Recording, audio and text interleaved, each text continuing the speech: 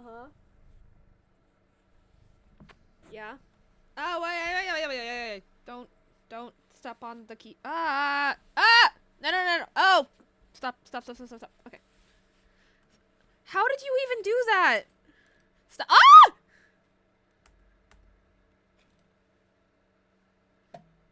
Twilight. Okay. Hi, baby. I know. Mm-hmm. Yeah, I know. I don't even know how she did that. I didn't know she could do that. She's changed what scene I'm on before, but she's never like moved my scene around. At least not that I remember. Oh, headbutt the mic. Okay. Cool. Uh. Hi. Looking lonely.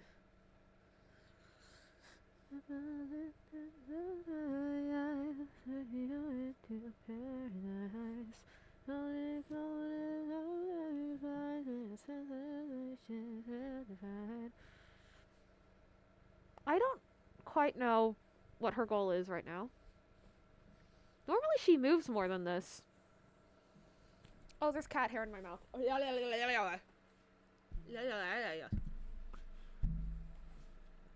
Yeah. Welcome, if anyone's here. We got... Did she end my stream? No, I'm still streaming. Okay, cool. Where is Streamlabs? It didn't send that, like, so-and-so streaming X category video, and that makes me nervous. Let's check. Stream manager. Nope, says I'm live. Okay, just hasn't done any of the usual things that it does. Slay. Oh. Alright. Oh. No.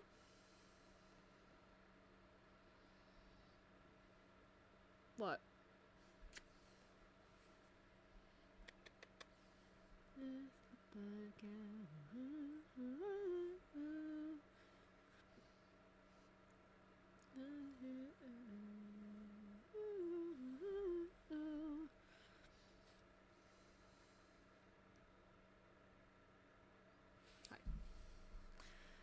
I will draw eventually. For now, cat.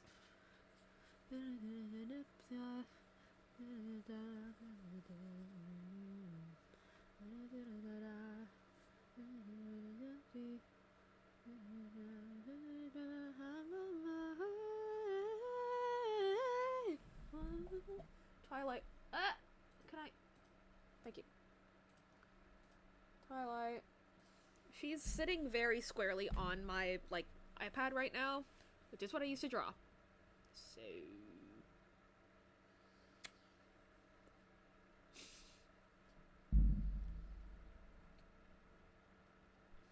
Hi.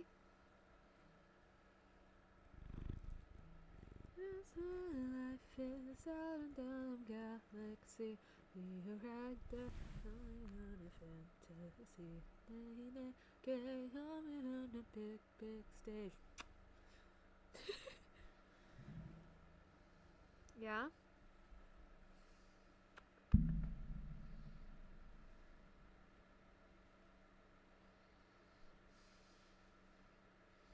Yeah?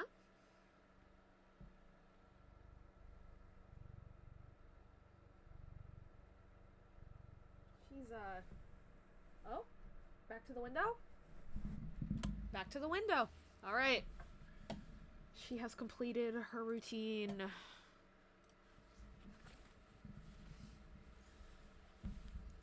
Oh, is this not working?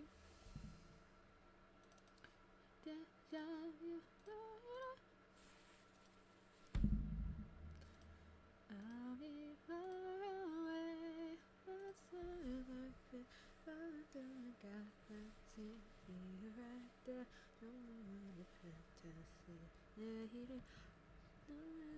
big stage.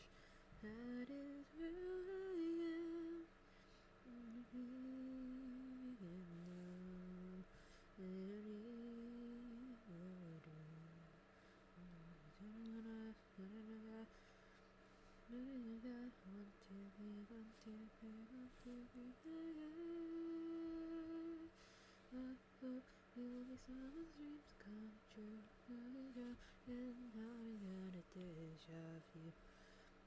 And how did I sound you?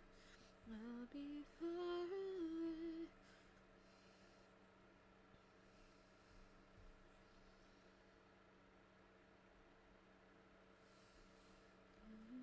Get you on a big, big stage.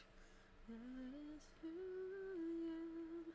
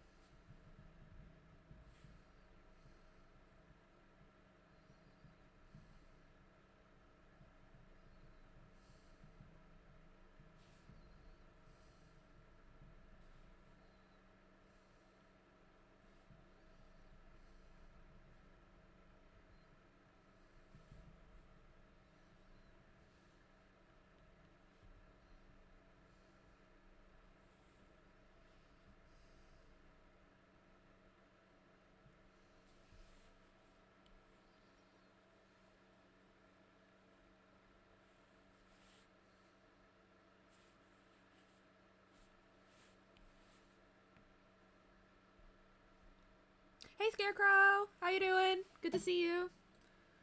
More work on Flaredarkstorm's ref sheet.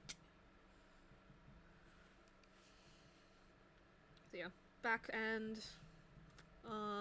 So that we have more room to show the jacket's silhouette. Basically.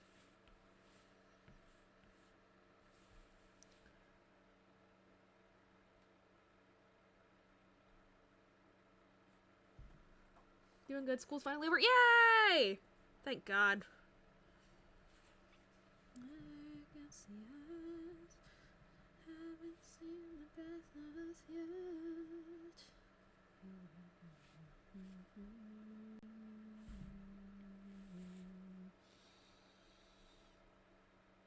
Congratulations on getting through the semester. I'm doing good. I'm a little sleepy. So, today's definitely more of a co-working vibe, probably, unless somebody gets me ranting about Fall Out Boy again. Yeah, I'm excited, because we're gonna be doing, we're gonna keep doing work on this, character sheet. Not a full ref sheet, just a character sheet. And then, do some stuff with, the PNG, the reactive, not even a PNG tuber, but the reactive image that, Rain's gonna use up until the VTuber debut. Also, I should move my mic closer to my face, that would help too. That should be a little better, I think, hopefully. Thank you for, checking in with the music volume and stuff, I appreciate it.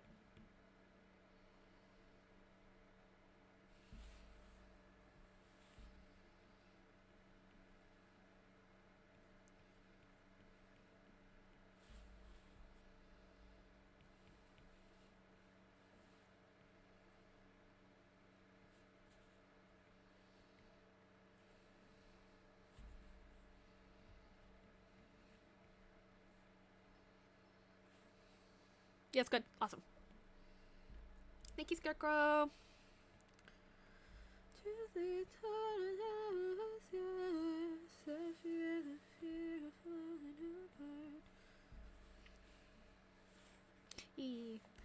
I'm glad that y'all like that emote so much, even though it's not finished yet. I will finish it eventually.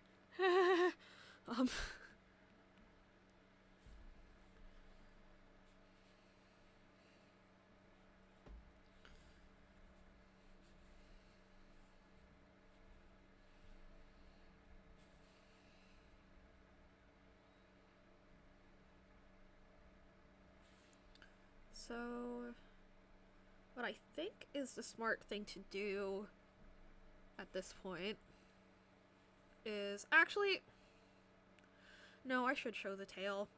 So, I should do the back-facing figure.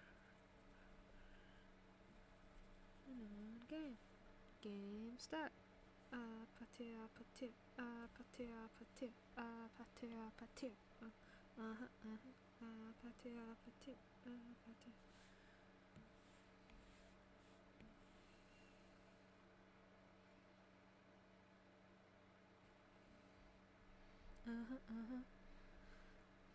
But yeah, like exams done and everything.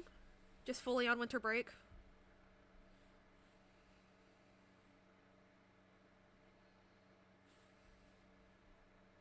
Actually, I should do this first.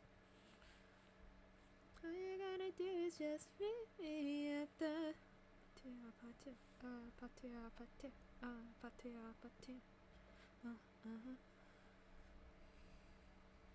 now do I want to make... Nah. Yeah, I'll add like a tail or something. What's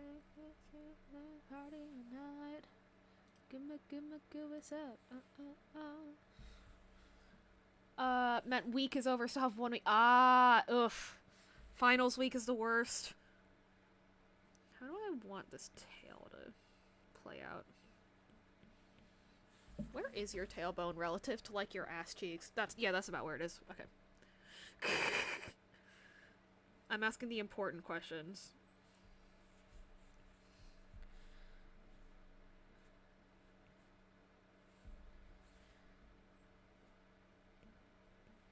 I don't know. Kind of basic, but nothing wrong with basic.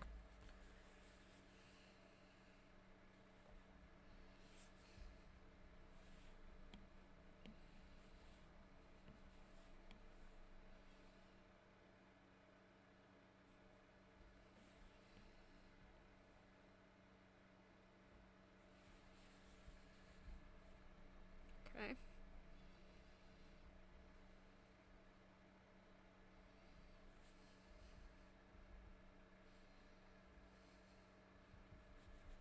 Hi, Twilight.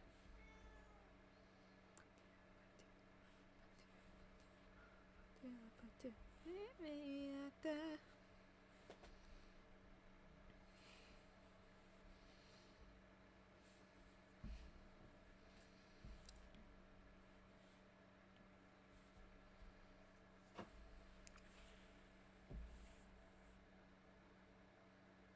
Yes, ma'am? Do y'all see this shit? What?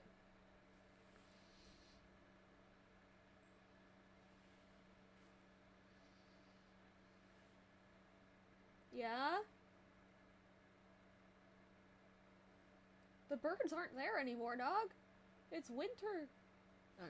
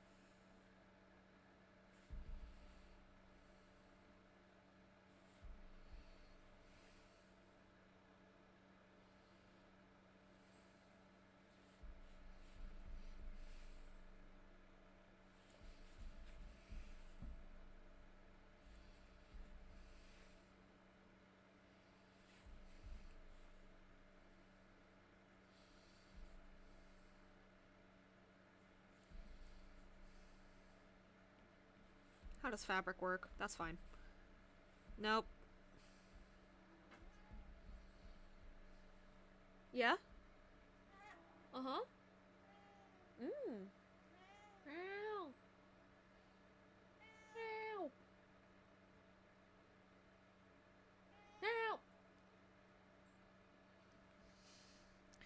Ow. Is it a house cat or she goes out sometimes? She's just a house cat. She does not like it outside. At all. She doesn't try to escape. She just likes meowing at the birds outside. And there are some feral cats that run through my front yard, so that also might be who she was looking at.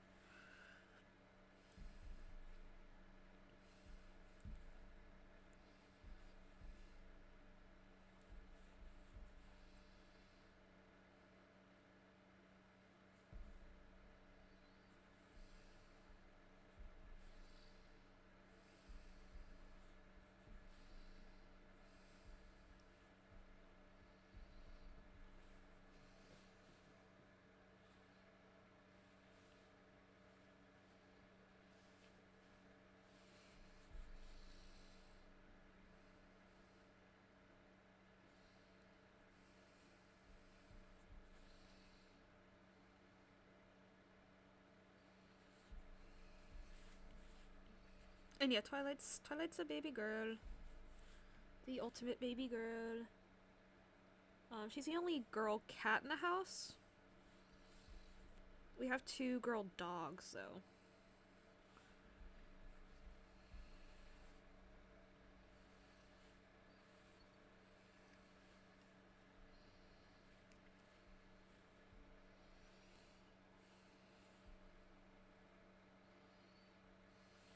Actually, I'm pretty sure the scene goes outward? Question mark?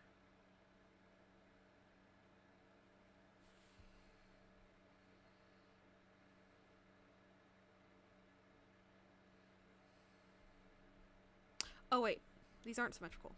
I forgot. We're trying to keep our new cat inside because we'll move to a new place for a lot of cars. Ah, gotcha. Yeah, it's hard. It can be really hard. I wish you guys luck. I'm sure y'all have already done microchips and all that good stuff.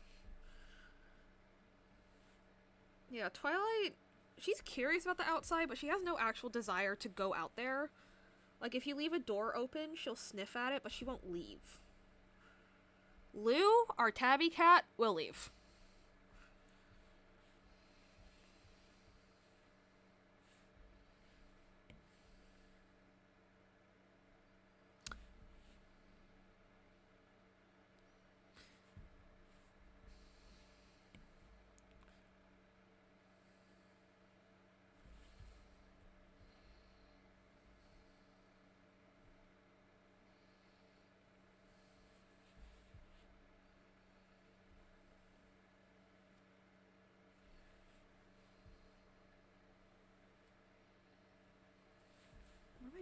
Hello? Oh my gosh. Oh! There we go.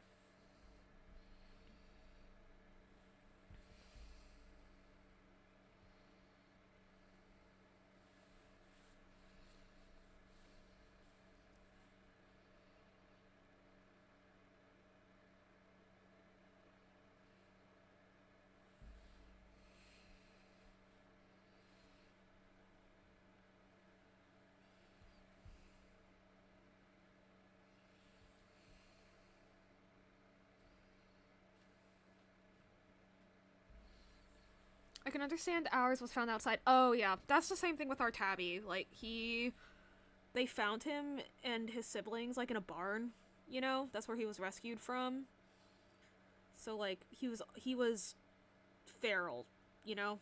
Like, Twilight and Nox were abandoned, but they'd been domestic since they were born. They and their mom got dropped off in, like, a box somewhere.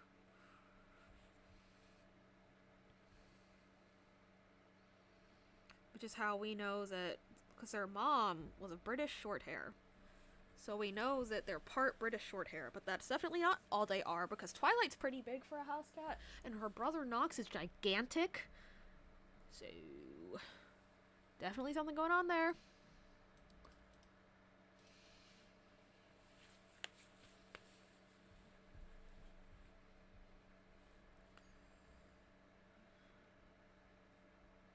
Ah, damn it.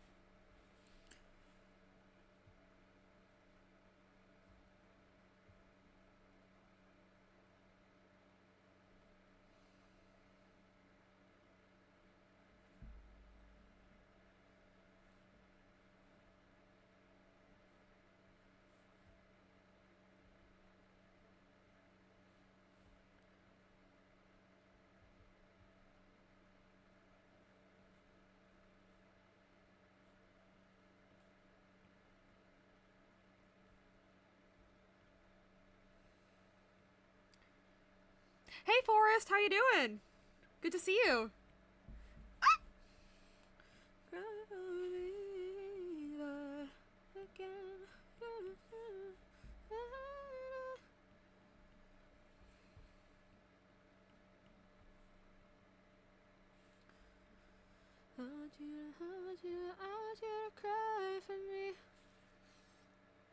Good, just a bit tired. About the same, yeah. Like, I'm in a good mood. I'm just like physically sleepy, but my brain is awake.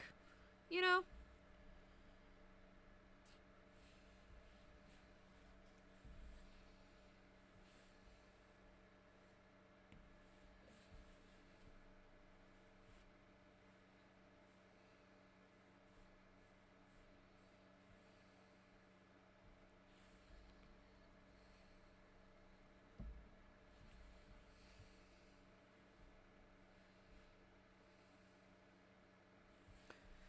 Yeah, girl, sad girl.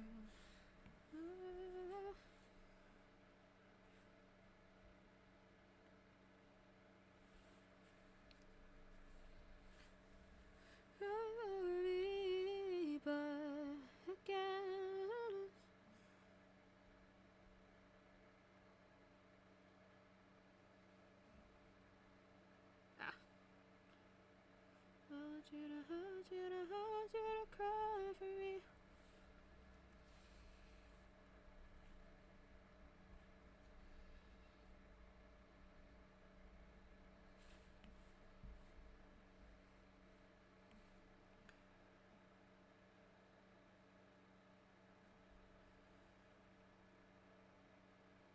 Yeah, sure.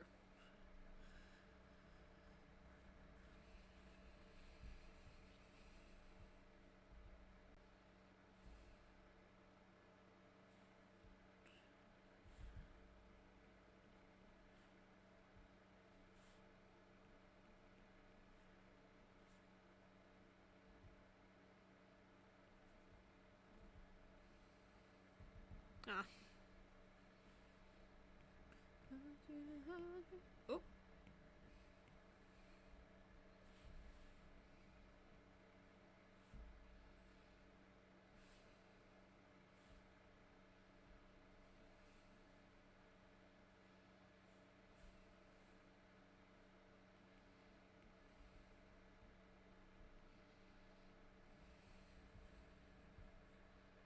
That's not right.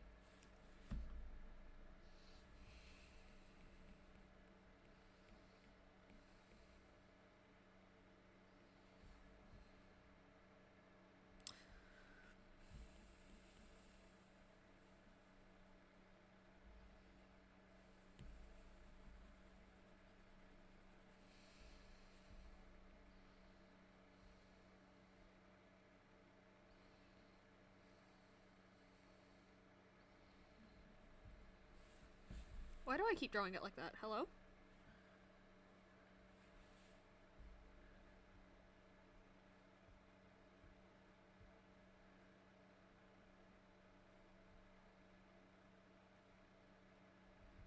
Ah, that's why.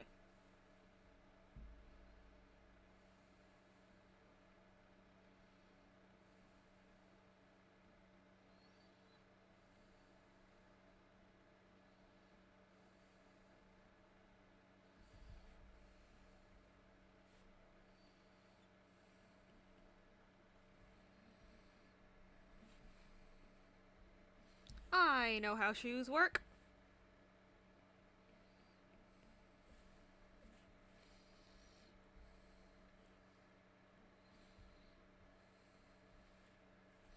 No, I don't.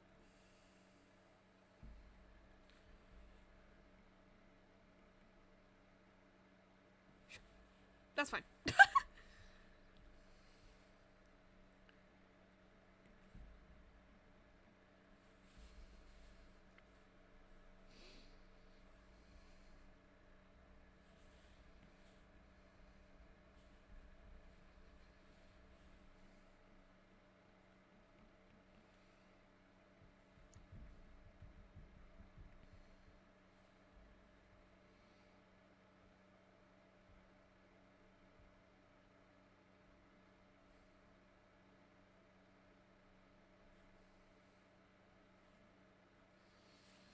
Nice song. Yeah, thank you, wifey. Good to see you.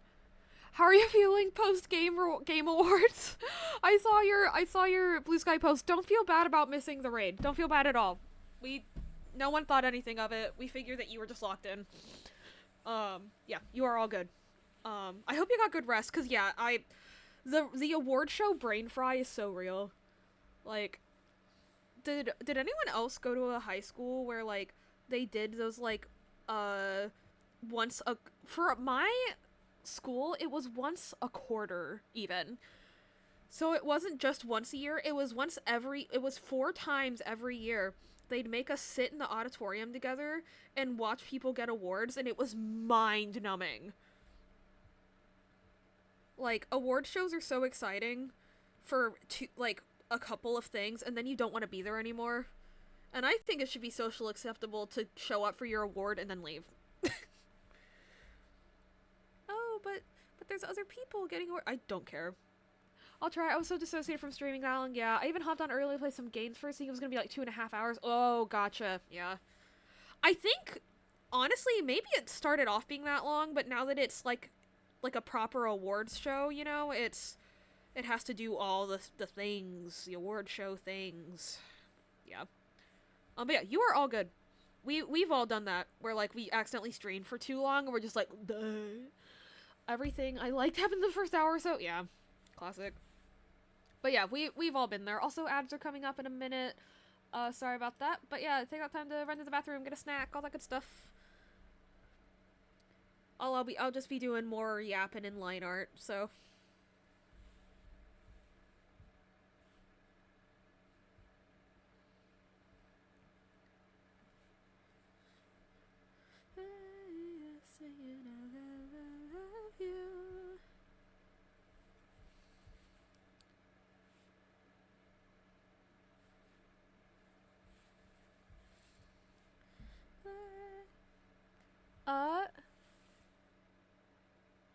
Oh my god! Welcome, Rian! Hello! Thank you for the raid! Everybody go follow my son!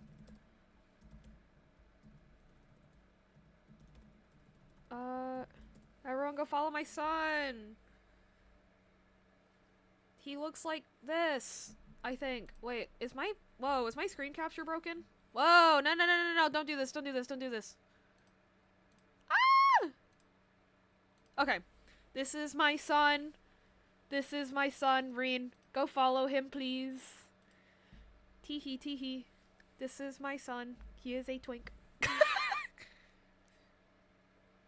Oh. This is not my son, this is my friend. Reen raid, Reen raid, Reen raid.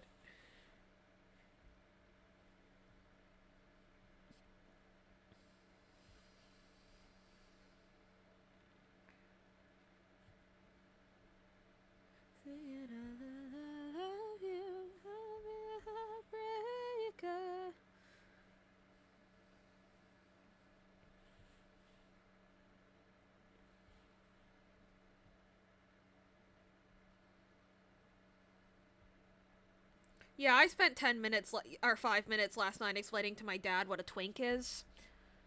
So...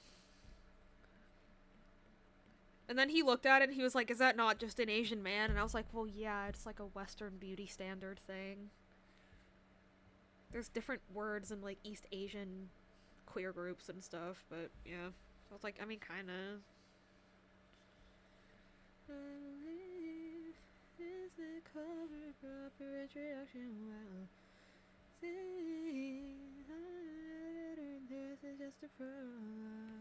Reminder. I am a Brendan Urie hater, not a Panic at the Disco hater. Reminder. Still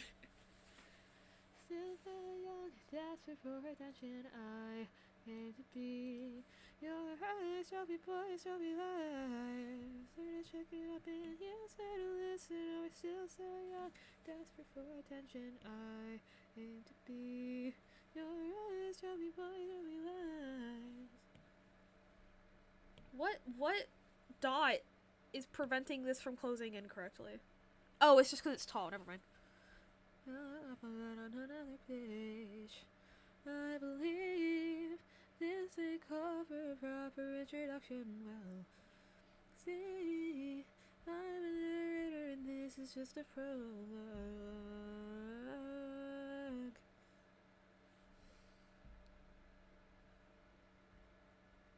I aim to be your eyes, trophy boys, trophy lives. Let check it up in yes, I don't listen, I was still so young.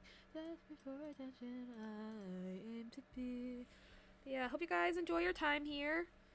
We will be doing more co-working vibes. I do want to play Stardew, but lately I've been getting really locked in on comms, so there's no guarantee we'll actually get there.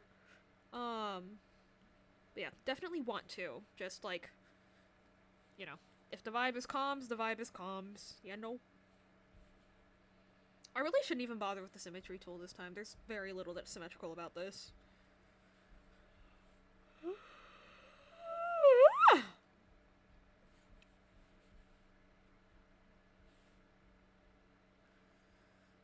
Bro, thank you.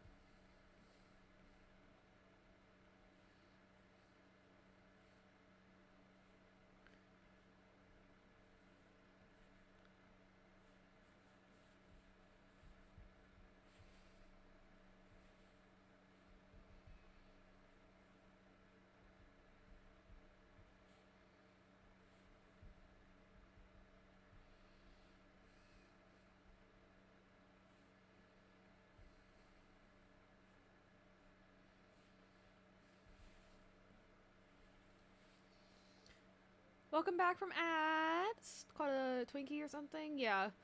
And they were making jokes. Yeah, because it's a tube filled with white cream. And it's called a Twinkie. Yeah. They didn't even try with that one. You know what I also I posted about this in the Discord because I was so upset about it. I recently found out that the creator of the Bop It legitimately did not intend it to be a dick joke, and I was actually upset.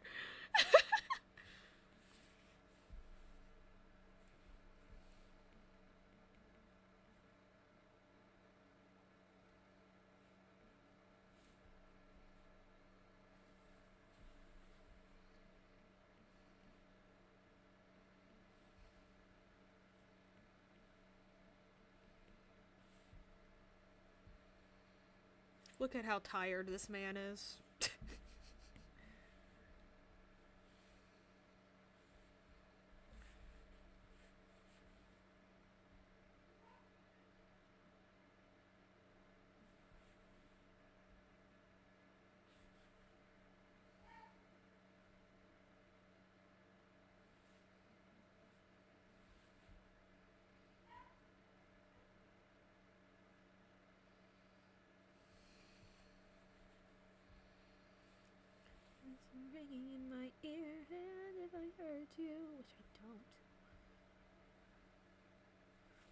This song is so much better than Let It Go. It actually pissed me off when it got released.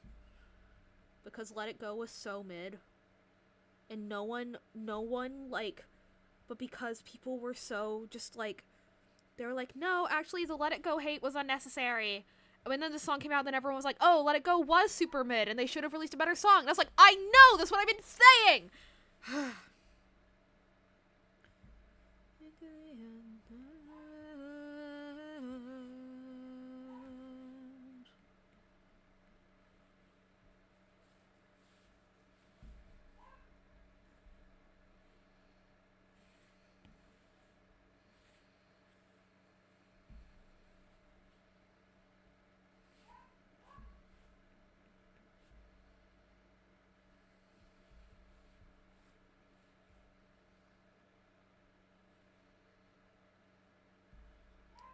Let it go. Let it go.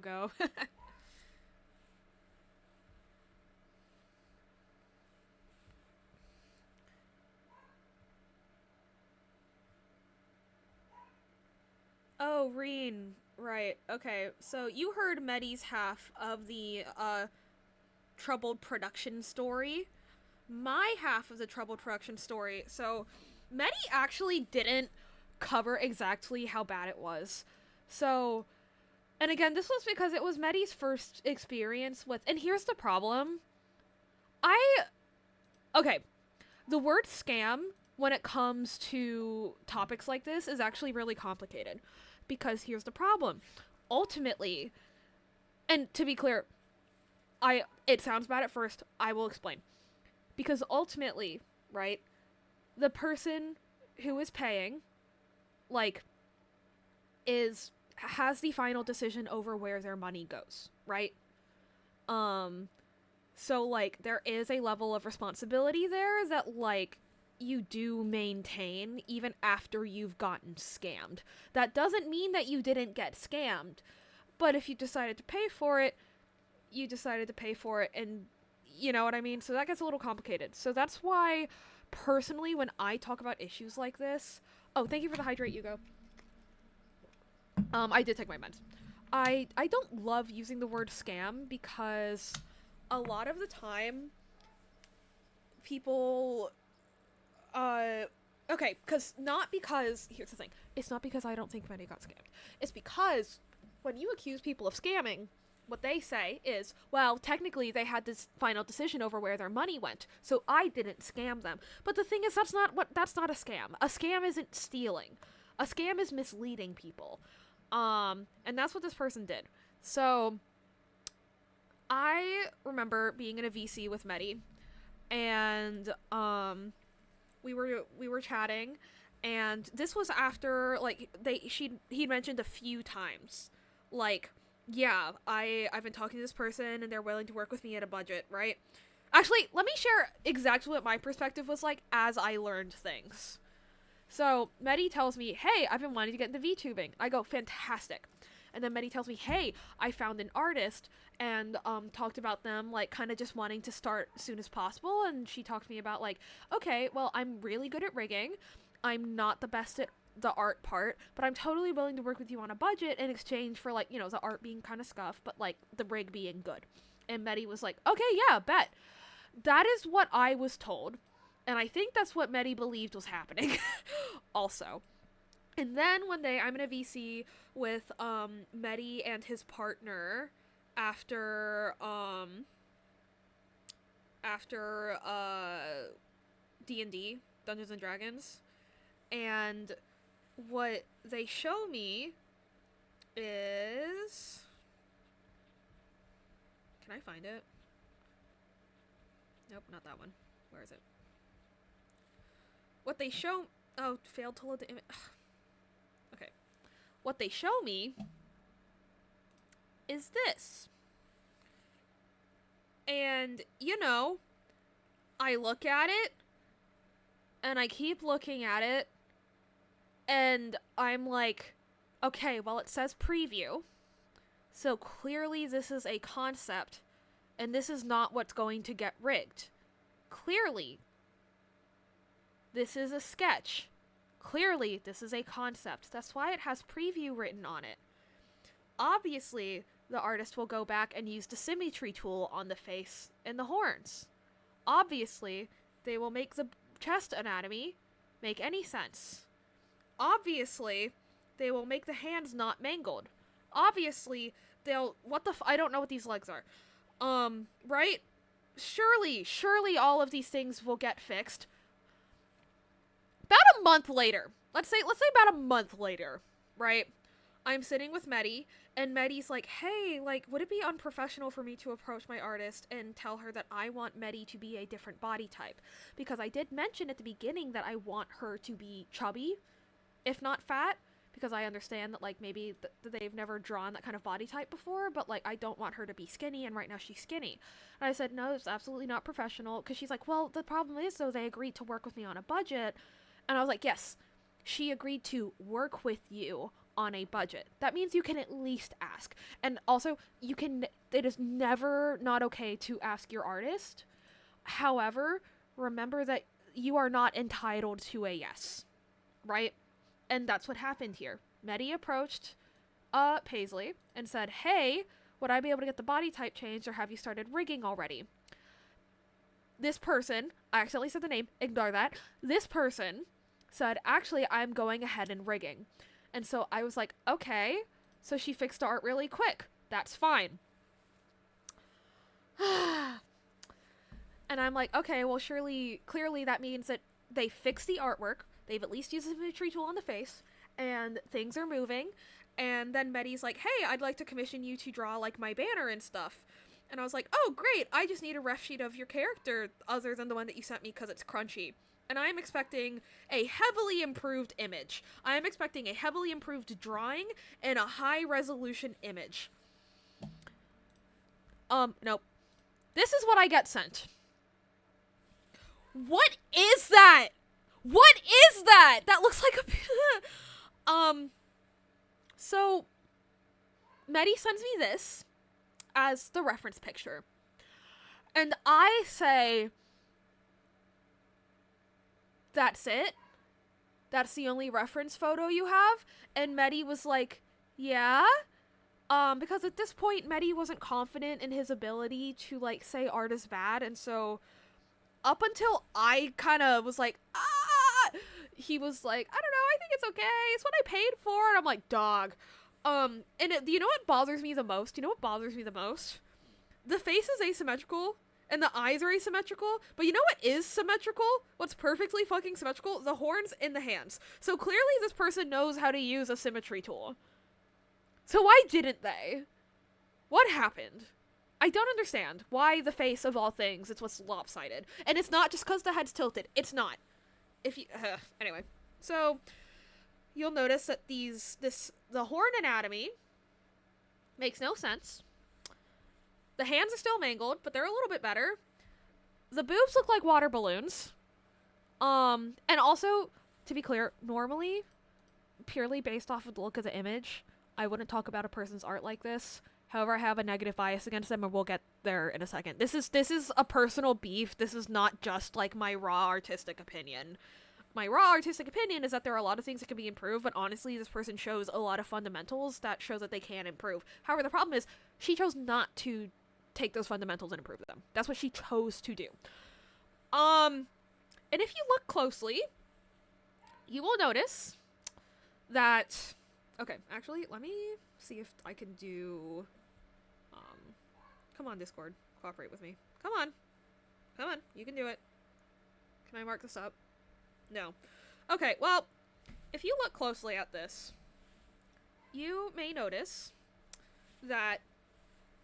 Not now, Taylor Swift. You might notice that the hair very clearly is flowing in this direction. And so if there were any hair strands in there... and yeah, it's a professional product. Exactly.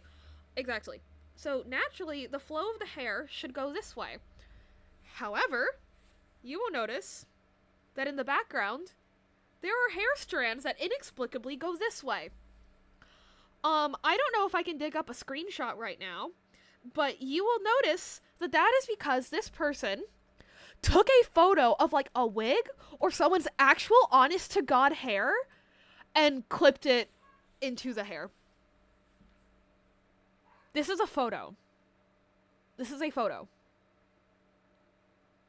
Oh, more than Brendan Urie level of hate, because this is personal. Yeah.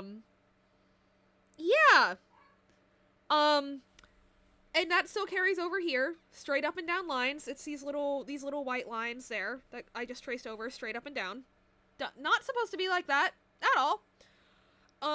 You'll also notice here that there's this weird circle thing here, and there's this weird texture here. What is that? It's a hair tie. It's a hair tie. So, not only has this person been like, no, I can't do that body type, not only has this person made it look like this, but this person also rigged it and released it. So, at that point, I'm upset. I'm very upset because, but, again, ultimately, what Mehdi did was he okayed it. And so that's technically the artist was going off of what Mehdi said. Although, I will say, I don't know, technically the artist went over and updated things, like, especially the face, but, like, anyway. So, but technically, Mehdi said, yeah, that design is good to go, right? Which is unfortunate, and is because Mehdi got scammed. However, again, Mehdi is an adult. Mehdi decides where his money goes, right? Anyway. And at that point, I'm really upset for my friend, but I'm like, Mehdi's an adult. Mehdi, this isn't like a this isn't like a big, like, gotcha scam. It's just bad art, right? And then Mehdi's debut happens, and this is the part that y'all heard on stream. And at this point, I have no sense that there is any discontent between Mehdi and his artist. I know that I am not content with Mehdi's artist, but at this point, I don't know of any, like, odd interactions that Mehdi's had with this person, or, like, untoward interactions that Mehdi's had with this person, until Mehdi's debut happens. And the next morning, Mehdi sends me, like, screenshots of a conversation, and it's like, what is happening? And what happened was this person messages Mehdi the morning after Mehdi's debut, which she did not attend, and is like, well, I'm upset. And Mehdi was like, I'm sorry, what do you mean? Like, oh, are you just, like, playing around? Like, haha, I miss your debut and now I'm upset? Or, like, what? And she says, well, here's the thing. I thought that when I made your model that you would have me do everything and, make you your overlay and your banner and your logo and your profile picture and really make sure that your channel is solid. Has a solid layout. And I think that's hilarious because that solid layout's precedent is you saw it. I don't need to show it to you again. That was the baseline for what his whole channel could have looked like upon launch. And also, I found out later, or actually no, I'll keep telling the story from my POV. So, and I'm like, what the fuck is happening? And then Mehdi says, like, I never said I was working exclusively with you. That's not a normal thing. I know 0 VTubers that entirely have not worked with other artists. I know 0. I know of 0. Even VTubers that make all their own assets, like myself. Like, that's just not something that you do in this community. You support other people. Whether it's monetary or through collabs or what, right? So, like, art trades and stuff. Like, I do art trades. So, like, what's up with that, right? So, and I'm talking to Mehdi, and the conversation's still going, and at one point, and then the artist keeps saying, like, well, when would you maybe want to commission me? Like, I have a bunch of ideas. Do you want to hear them? And Mehdi's like, I can't stop you from sharing your ideas, but I'm telling you that there's no guarantee that I'll like those ideas, and even if I do like them, I have no plans to commission you again anytime soon, just because, like, I budgeted for this, and now I need to wait until my budget catches up again to be able to commission more art. And this person sends paragraphs upon paragraphs upon paragraphs of very clearly AI generated prompts about like chibi character yawning facing up on a moon, cloud is silver, clouds are sparkly, cloud looking at image is game image, cloud sheep, you know, like bullshit. And it's paragraphs upon paragraphs upon paragraphs. And obviously at the end, Medi's like, I appreciate that you wanted to share that with me. I am not interested anytime soon in general, and I'm not interested in any of those ideas in particular. And then she says, oh, well, you know what? I could just make it for you now, and don't even think about the price. You can worry about payment later. And that is what actually just fully set me off. That is what completely set me off. Because you do not approach a person who's already compromised with you a lot on a commission and tells them, oh, don't worry, you'll just pay me later. You don't do that. And especially when what you're not just saying you'll pay me later, it's you'll pay me later and the amount will be a surprise. That is so fucking entitled. And that's not the kind of thing that can be explained with a language barrier. That is straight up entitlement. Just saying like, oh no, you'll just pay me later. I have no responsibility to pay you if you decide to do something for me for free. I have no obligation. Like, for example, with Medi, I was gonna make him a model anyway because I wanted to learn how to make live 2D models and I wanted my friend to be happy. And if he didn't pay me for it, then that would have been fine because he's my friend and I was going to do it anyway. You can't make things for people and then make them buy them off of you. They don't owe you anything for what's essentially fan work. Or gifts. So, like, what the fuck is up with that? And so that's what really set me off. And then Paisley just kept grilling Medi about, like, well, I want to do this, I want to do this. I think that I want you to have a better channel layout than blah, blah, blah, blah, blah. And first of all, what Medi debuted with was really fucking good. Like, it wasn't professional because, like, he made it himself in Canva, but it was great because Medi has a good eye for design. It's just they're not educated in fine art, but they have a natural, very good eye for artistry, and it showed in their initial assets and everything. Still shows in the panels that they use in their About page on Twitch, which he also made himself. And so I'm like, hold up. So she's insulted you, insulted me, insulted every other artist on this platform, and made it very clear that she feels extremely entitled to your money, of which you've already given her I don't know how much. So what's up with that? And I keep talking with Medi, and I find out more and more and more that from the beginning, Paisley has been trying to pressure Medi into more commissions. From the beginning, has been trying to be like, oh, well, I'll make you this, and then you could pay me for it. Oh, what if I did this? Oh, but I have this idea. Wouldn't that be so much better? And that's just not appropriate. That's not what you do as a commissioner. And then that's when I found out that actually Medi did not approach Paisley. Paisley approached Medi. And I was like, oh. Yeah, okay. Because those are always scams. Or at the very least, you will be working with an artist that is entitled enough that they will turn their commission into a scam anyway, right? For example, because, you know, I DM'd Rain, but that's because he actively put out a post on Blue Sky saying, I am looking for an artist to do these things. And I said, hello, I can do these things, right? But, like, I mean, like, Medi had nothing posted and Paisley cold opened, like, hey, I'm gonna do this for you. Or I can do this for you for this amount of money. That's not appropriate. Art is a luxury. You don't door-to-door salesman luxuries. Especially not in this economy. If you knew how many people like that are... No, and that's what I'm saying. Like, I hate when people do that so much. And it's so common. It is so common that it's ridiculous. And it pisses me off for a lot of reasons. And it's hard to explain this without sounding like... Okay, because here's the problem. To be clear, the worst part of it is that people get scammed. Is that small streamers, small creators are getting scammed. That is still the worst part of it. However, I think that that's sad and angering, but the thing that actually pisses me off is the fact that it doesn't even actually work.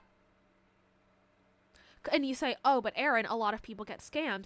I'm like, yes, but compare the number of people that get scammed to the number of people that get good commissions and repeat commission the same artists.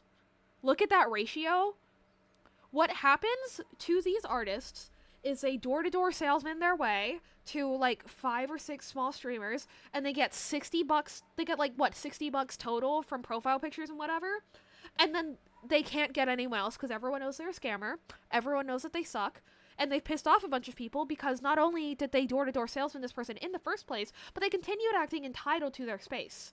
Like, I feel very strongly that, like, as artists and clients, like, a lot of artists have this attitude that, like, oh, I'm offering my services to a client and they're privileged. And a lot of clients feel that, like, oh, I'm offering my money to an artist and I'm giving them a privilege. No, we are both inviting each other into each other's space in a limited capacity.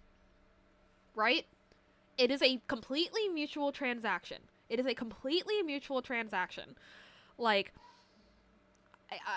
right? So, in like at being like, oh, well, I'm an artist and so therefore I have the, I don't know, power or like artistic whatever to be entitled to just inviting myself into your space is so fucking rude. And again, and they target small streamers, which sucks because like people don't know. Like, I mean, Medi had been friends with me for 5 years. It's just we hadn't talked about art scams like that. So even knowing me, Medi just didn't know better. And I'm like, what the fuck? So, yeah, it just pisses me off. And so, yeah, that night while Medi was at work, I sat down and with their inspo board, and I sat there and I drew the characters that they wanted, which is a fat satyr with big puffy curly hair, gigantic curly horns, and a cute sweater dress.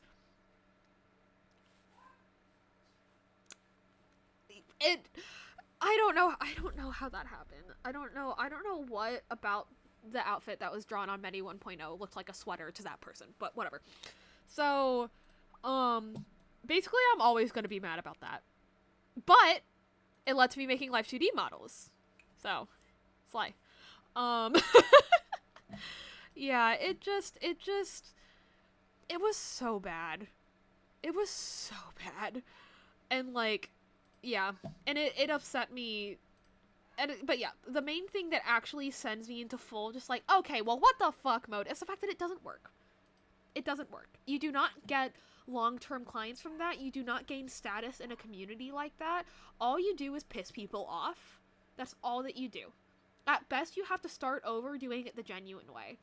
And I get it. The social media hustle is frustrating because I say this as a person that has literally studied social media as part of their college education, although I didn't complete it, but literally studied social media as a part of their music education, and twice now has gained, like, a small to medium large internet following. Now, this one's small, the previous one that I formed was, like, large medium, like, in the media, on the large end of the medium category, not a medium large. Anyway, like, it's 90% luck. Social media is 90% luck. I am not going to deny that. My luck is very 0 to 100. That's what me getting lucky twice comes down to. But that 10% skill is still there. And, you know, it's kind of like a gacha, right? Where it's based on luck, but you can do things to, without paying money and straight up buying in-game currency. You can explore the map and do events and things like that to get enough currency to do more pulls, right? That's how social media works. You can use your skills to maximize your chances of getting lucky. That's what you can do. And that's the thing that I think a lot of people just either just don't understand or kind of refuse to understand, because they look at that 90% luck and they go, oh, well, that's unfair. And it's unfair overall, but we are all dealing with that 90% luck stat. All of us are. And it does suck. And some of us are luckier than others. Like, I'm not gonna sit here and be like, oh, well, I just worked really hard. Because I didn't. I've been here for 2 months. I didn't work my ass off to get here. I got lucky. But, like, that's what you sign up for when you pursue online commissions over social media. That is what you sign up for, is getting lucky or not getting lucky and watching other people get lucky or not get lucky. And, like, if you're gonna use that as an excuse to fucking scam people that aren't even in the same race as you, by the way, scamming non-artists that are, like, dependent on you for their assets that they need to maintain their anonymity on stream, that's bullshit. Oh, hey, Mira, I'm ranting about how Medi got scammed with his previous VTuber model. But yeah, I'm pretty much done, so, lol. Yeah, just... yeah. But yeah, yeah. There's a big element of luck, yeah, definitely. It's never a good reason to go around scamming people. I use Procreate for, I don't know, just stuff like this. For VTuber models, I use Clip Studio Paint, though, because I have an iPad Air 4, which is by no means a bad device, but it is 3 generations behind for, like, processing chips for iPads, and so with Procreate, at the resolution that I need for a VTuber, I can only get, like, 20 layers, and Medi is a very simple design. Oh! I use a Walmart HDMI to USB-C cable, my Nintendo Switch charger, and my Nintendo Switch HDMI cable, and a $15, capture card. Yeah. Everything's listed on my About page on Twitch, by the way. How many sections down is that, actually? I have no idea.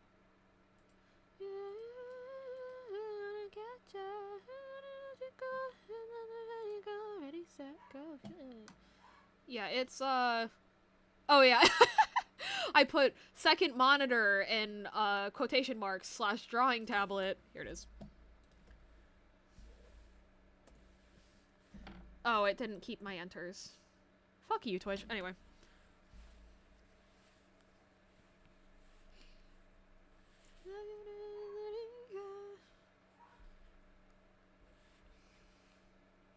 But yeah, so yeah, TLDR, I learned LiveCD because I got pissed off.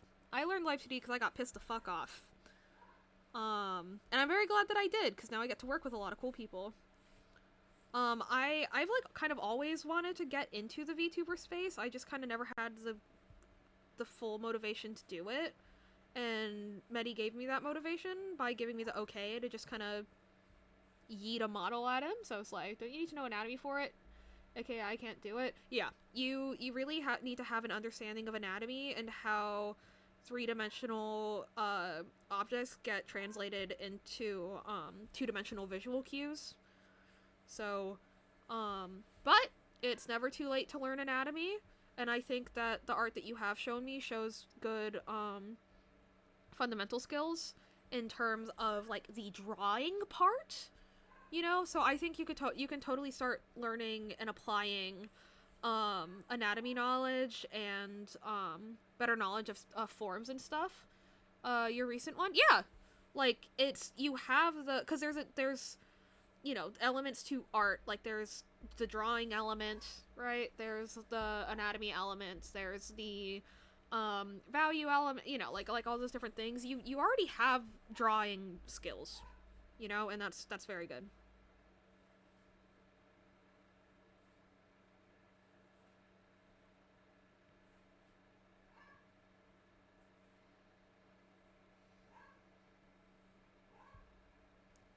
Because actually, I think Reen recently mentioned having kind of the opposite problem, where he was like, well, I studied, like sports medicine, so I know a bunch of anatomy, but, like, how the fuck do I draw it?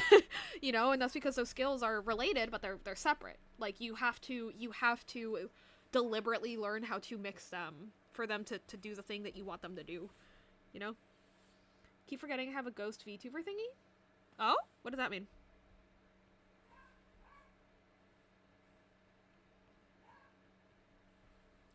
Sounds awful?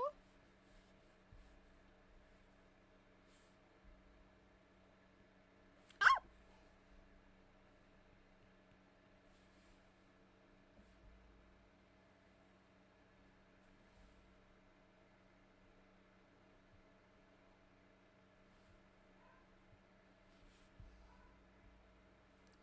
I can draw shoulders and up. Yeah. Oh, free VTuber ghost cat. Nice. And I can draw shoulders and up. Yeah, that's awesome. So, anyone want a brief anatomy lecture from Aaron? Hello? Ah! Yes, cool. So, I think that the main problem is that a lot of people kind of tell you what shapes look like, but they don't tell you why. You know, like they say, oh, well, people do this to draw heads, but I think people should do this to draw heads. And it's like, why? I don't understand the difference between these two things. And it's because, like, you know how in math, you always do the thing where you spend a really long time learning a way to do something without a calculator, and then they tell you how to do it with the calculator, and you're like, well, why did I have to learn it without the calculator? But then you learn something else later, and you're like, oh, I'm glad I learned it without the calculator, because now I can apply the skill I learned to the rest of the unit. That's how art is too. But I think that because the public education system has failed so many people, they have such negative associations with education in general that they're like, oh, well, that doesn't work. It does work, and it's actually a necessary step to learning. It's just that your teachers were shit in public school, so, like, LOL. But that learning method is very, very, very necessary, right? So, the thing that you need to understand about skulls is that a lot of people do spheres, right? Do spheres or, like, perfect ovals to draw heads, you know? But your skull is comprised of a cranium and then a jawbone. And then that jawbone has teeth right here, and then it kind of hinges on itself, right? Then you have a nose, and then from the side of your face, there's like the cranium, right? Then there's a brow bone. Then there's the bridge of the nose. And then there's like your fucked up teeth situation, you know? Chin bone, jawline, right? Really don't think people trust art classes because of a certain person back in the early 1900s. Yeah. Aaron, why do I draw a skull when I'm trying to draw chibi? It's because, oh, and this is what's really interesting. Here's another thing that happened in a lot of manga art spaces, specifically in the West, is fine art spaces largely rejected, in America especially, like, fine art spaces largely rejected manga styles, including chibi. Because for some reason, people don't realize that stylized art is always a stylization of the same fundamentals that fine art requires. And so what that resulted in is people being like, oh, well, then I don't need fine art fundamentals to do manga art. But you do. You need the same to, like, really be able to consistently do consistent stylized art, to be able to have an art style, you need to understand what it is that you are stylizing. You need to have the same understanding of anatomy that you do to accurately recreate something in realism. Right? So, like, you know, that's a shitty drawn skull, right? But it gets the point across for proportions and stuff, right? Hairline, whatever, right? It's shitty and scary, but it works, right? So then when you draw chibi, you know that the first thing is that, so normally the neck is like this, starts there, then there's the trapezius muscle, which is the muscle that wraps around kind of this way, and then, helps connect things to your collarbones. Then, you know, you have your collarbones,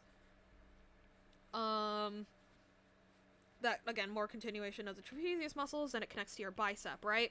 You know that you have all of those things when you're drawing in realism. So, that looks nothing like chibi, but here's the thing. To make this chibi, what you do is you, one of the 12, principles of, like, 2D animation is squish and stretch, right? We should name this guy. I'm going to name him... What am I gonna name him? Arnold. This is Arnold now. And we're gonna draw Chibi Arnold. Tell that to Canada, unless they hopped in there wasn't many rules. Now we have a lot of rules called the Geneva Convention. Right. So, first thing that you know about, like, 12 principles of animation, even though this will not be animated, is squish and squash. Because what squish and squash tells you is that squishing and squashing things works, right? So first thing you do when you're drawing a little chibi guy is you take this and you squish it and you stretch it. That's the first thing you do, right? But, you know, you see that and it's like, okay, but that's still not quite stylized enough because, actually no, that's pretty much it. But like, oh, well, the jaw, when you leave it at the same percentage proportion to the cranium as you do in real life, it looks underweight, you know? So how about independently of the cranium, we squish and stretch, we squish and stretch the jawline, the bottom jaw. So we do that. Stretch it, we move it up here. And then we also know that, like, the head is smaller than, the head is bigger than the rest of the body. So we take this neck section and we majorly squish it down, but we keep in mind how it connects to the body, right? And when you get this small, are you going to really be able to reasonably actually draw out the trapezius muscle and the collarbones? No, but we can use our knowledge of where those muscles are and how they connect to make sure that it doesn't just look like a floating bobblehead. Even though sometimes floating bobblehead is what you want. Not always. And so now, with those changed proportions, whatever. So now with those changed proportions, we have something like this. Oh, but I want the eyes to be a lot bigger, and I want them to sit lower on the face, because I widened the jaw so much, so things look extra stretched. So when things get stretched, they also get squashed down this way, so the eyes really probably need to move down some. And then that's how you go from, like, a realistic skull to, like, a little chibi guy.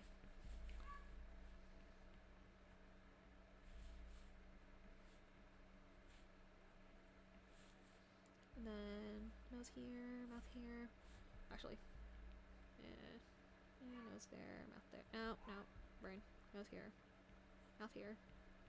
Cute little big ol' ear. Simple straight across bangs. Hair. And then neck. Little neck. Little shoulders. You know. Like, that's how, Basil knows I'm always talking some kind of nonsense. Sure do.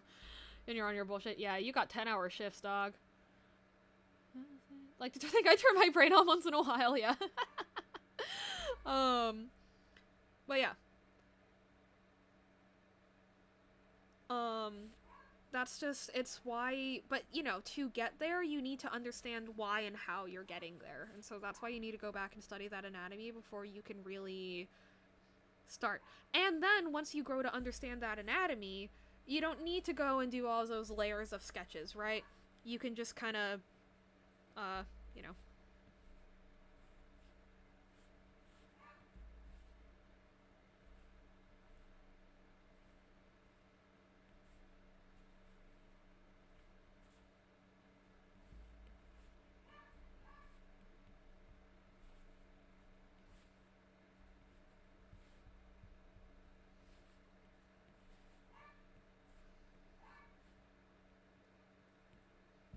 You know?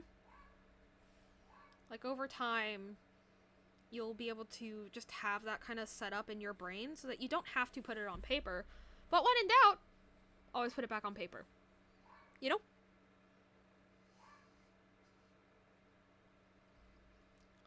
Mira, did that make sense? I hope it did. Because if not, then yes. Okay. Yay! Because, you know, a lot of, like, I remember I saw an art tutorial the other day that was like, are you drawing your hands like this? Well, make it look better by adding this line. But the problem is, it's like, okay, so if I'm adding a line, do I add it like this? Do I add it like this? Do I add, like, what is this line doing? And it's because you have a very, because, okay, your normal four fingers have these little bulges around on the underside of the knuckle here, right? But your thumb, since we have an opposable thumb, that muscle that is really small and munched up here has to be really long and fully connect to, like, the base of your palm, right? Because what your thumb being opposable means is it can, like, fold in like that, right? And, like, very independently of your fingers, has a full rotation that your other fingers have, like, basically, like, your thumb rotates like this, and your fingers rotate like that. You know? Like, if I were to draw those out as, like, circles, like, it would be like this, right? They sit on opposing planes. And so because of that, you have this really big muscle that connects to the base of the palm. And if you look at your actual hand, you'll see that it pretty consistently hits at, like, the center of, at the center of your palm, this inner part. And if you kind of splay your hand out, it goes pretty, straight out at first before hitting down. So if you really wanted to, you could simplify it as just being this. You know? But then in a stylization, you could make it look a little cuter. You can make it look a little chubbier. You can make it look, that's overdoing. You can make it a little chubbier, like all that kind of stuff. The mechanical understanding behind drawing. Yeah. You don't have to go as mechanical as me. Like, you don't have to go, yes, I can see that if I splay my hand in this direction, the muscle goes at this angle. But you need to be able to look at your hand and go, oh yeah, there's that shadow there when I twist my thumb around. If I'm doing a cartoon style, that should probably be a straight up outline.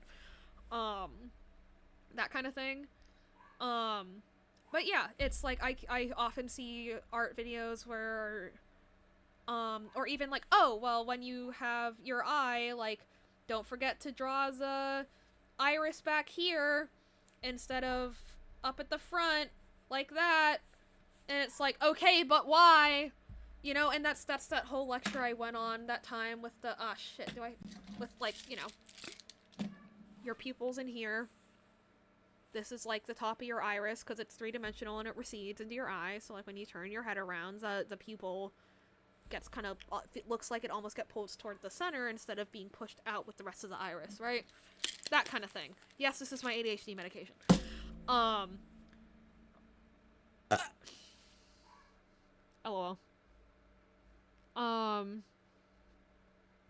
So yeah, it's a lot of stuff. So, but the thing is, like, the nice thing with those art tutorials being incomplete is that as you teach yourself anatomy, you can start coming across those tutorials and go, oh, well, why do I do that then? And you can start to kind of look at it and then look at yourself or look at a picture or something of, like, a real person and be like, oh, I do that because that corresponds to this anatomical thing.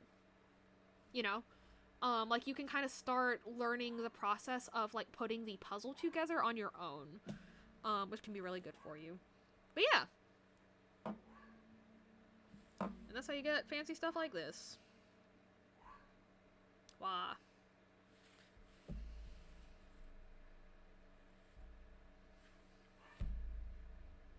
But yeah, those tutorials piss me off. A lot of things piss me off, but, like, you know, that is one of them. Because I'm like, you're not...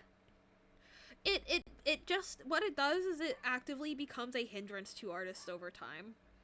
It actively becomes a hindrance to artists over time because they start intuitively picking up on those anatomical rules, and then they start ignoring their intuition because they're like, oh, but this tutorial said to do this. Yeah. I will say, obviously, I'm biased, and everyone thinks differently, so by no means am I saying, like, oh, this will guaranteed work for you. If it just doesn't work for you, then don't do it. But, like, I really recommend kind of the more mechanical understanding of the body for anatomy studies because, like, it kind of allows you to, you know, like, start creating those images in your head, you know? Like, for example, like that thing where I'm like, okay, well, if I draw my thumb like that, and then my fingers like this, then I know that, like, the way that these twist around is gonna be really different, right? Like, I know that the way that the fingers actually extend from that baseline is going to cause them to be at XYZ angle, you know, instead of needing to find, or even, let's say, like, in my reference photo, my hand's like this, you know, but I know I want the index finger to be pulled back or stick out. Then I know, like, oh, well, I don't have to go find a reference photo where the hand is in the exact same pose I want. I know I really only want to change the index finger, so all I have to do is foreshorten that one tube, you know, and then leave the other ones as is. Hang on, I didn't draw that high up enough. And then leave the other ones as is, so like 1, 2, yeah.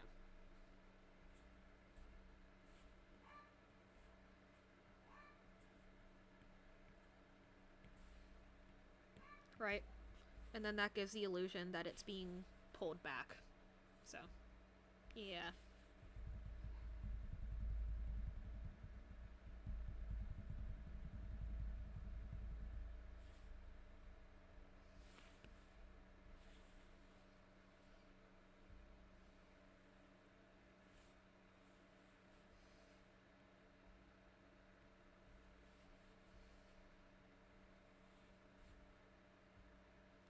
Is this a WXS version? I think a lot of WXS covers are kind of mid. Not because of the voice actors, but just because it's like, how do you improve a song like that?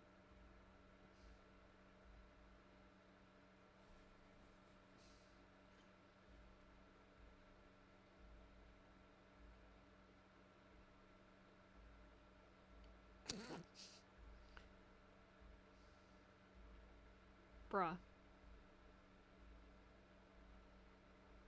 Oh, come on. Yes. We're going girly pop today, I guess.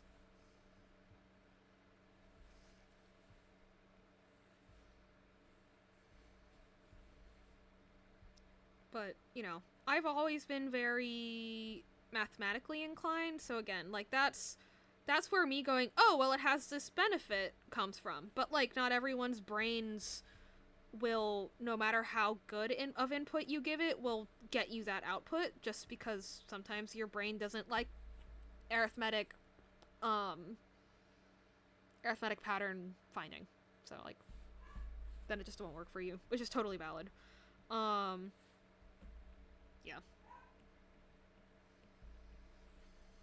If nothing else, straight up memorization will work. Straight up memorization can work. But also, I never fully don't use references. Because I've learned those things, now am able to find much less specific references and still get pretty good results from them. You know, because I can kind of edit things, quote unquote, in my head, right? But I'm never not using a reference. Like, I pulled up, like for this trench coat, I pulled up, like, 57, that's an exaggeration, but, like, you know, the Google Images page for trench coats, and I kind of mushed, like, 5 photos together to get this. You know? So, like, yeah.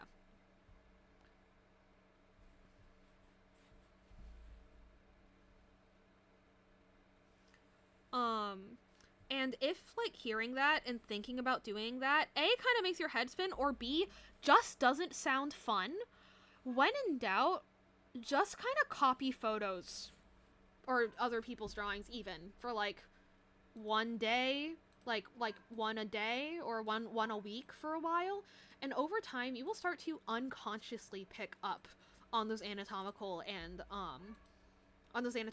stylized patterns. Just your brain will start to do that on its own, because human brains are really cool and they like picking up patterns like that, even if only on an unconscious level. And then one day you'll notice when you go to draw a, I don't know, like a stick figure, it'll look a little better. Like, it'll look like that, maybe, instead of, like, this. You know? I don't know. Silly example, but it's the little things. Like, have you ever watched, like, remember when you were a kid and you were watching, like, a professional artist and you were like, fuck, even the way that they draw a square looks professional. It's because they just kind of sat there and drew a bunch of squares. And over time, their brain was like, yeah, that's how you draw squares. You know? Doesn't necessarily mean they studied it. It's just they did it enough times and then their brain went, oh, that's what a square looks like, or a rectangle looks like, you know? I don't know. Just when in doubt, let your brain do it for you. Your brain is really fucking cool. Your brain is really fucking cool, and no one is incapable of finding a way for their brain to learn a pattern. For a lot of people, it will be more difficult than for others. Like, yeah. But, never impossible. Hey Willow! Nah, fuck that, give me more brain rot, yeah. But also, like, words. Like, but also, like, I want to make it clear, like, you know, I'm very lucky to have a brain that is mathematically inclined, and very lucky to, like, have had that apply to, like, shapes, 3D shapes to 2D shapes, and that transition and everything, like, from the get-go. And so, like, this advice is not coming... I am not the best person to go to for advice on, like, how do I learn to get my brain to understand that process from base 1.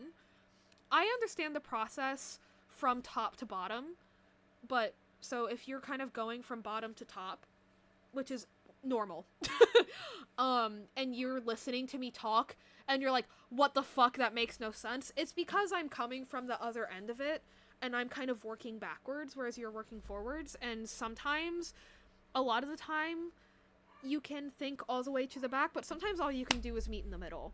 So, if I'm ever talking, and you're like, Aaron, what the actual shit? It is not a you problem, it's a me problem. It is a me problem. Yeah. So, that's why I'm like, yeah, it's like a little lecture, it's like, but I'm not a teacher. Because I have not learned how to explain the process from the bottom up, which I think is a teacher's job. You and the Venus boys. Well, the Venus boys are you, Riker, and Mocha. Oh wait, no, it's Missing Chaos, never mind. It's not all the Venus boys, I see now. And also, that's not me trying to, like, brag on myself. That's me trying to make it clear that, like, I understand, like, that a lot of that kind of advice can sound rich coming from me. And so that's why I want to put that disclaimer there, that it's like, oh, well, it's easy for you to say. It's like, yeah. Like, I want to articulate that I am taking that into account as I'm talking. Or at least doing my best. I feel like I'm in an active war zone. May democracy help us all. That got a little too real, Willow.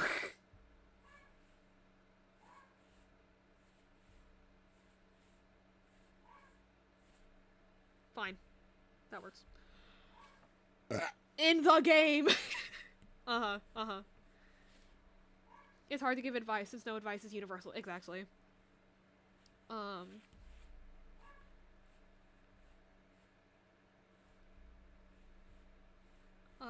But yeah, like, if you, and also if you're, like, but if you have, like, really, like, very, very little understanding of anatomy, then what I would do is take, like, a photo of someone's real face and start breaking down the structure of it. Like, how, let's fucking...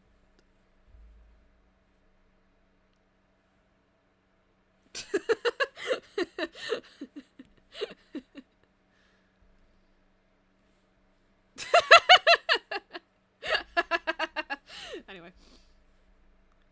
Aaron, boyfriend jump scare. Yeah. But, like, you know, so a lot of people when tracing over this would be like, oh, well, this is the eye shape, right? But that's not the only eye shape, because the eyelid is thick.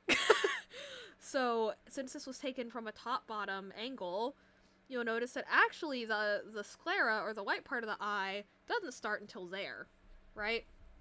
And then a lot of people would find the outline of the iris, and would just kind of draw a pupil on the inside, but again, because the pupil, the iris is not a, it's, the iris isn't three-dimensional, the pupil is not going to be perfectly centered when you're in perspective, so, but that looks a little freaky, so we're not going to do that. And then a lot of people might trace it like this, but again, because this was taken from a lower angle, this actually pretty much is a straight line.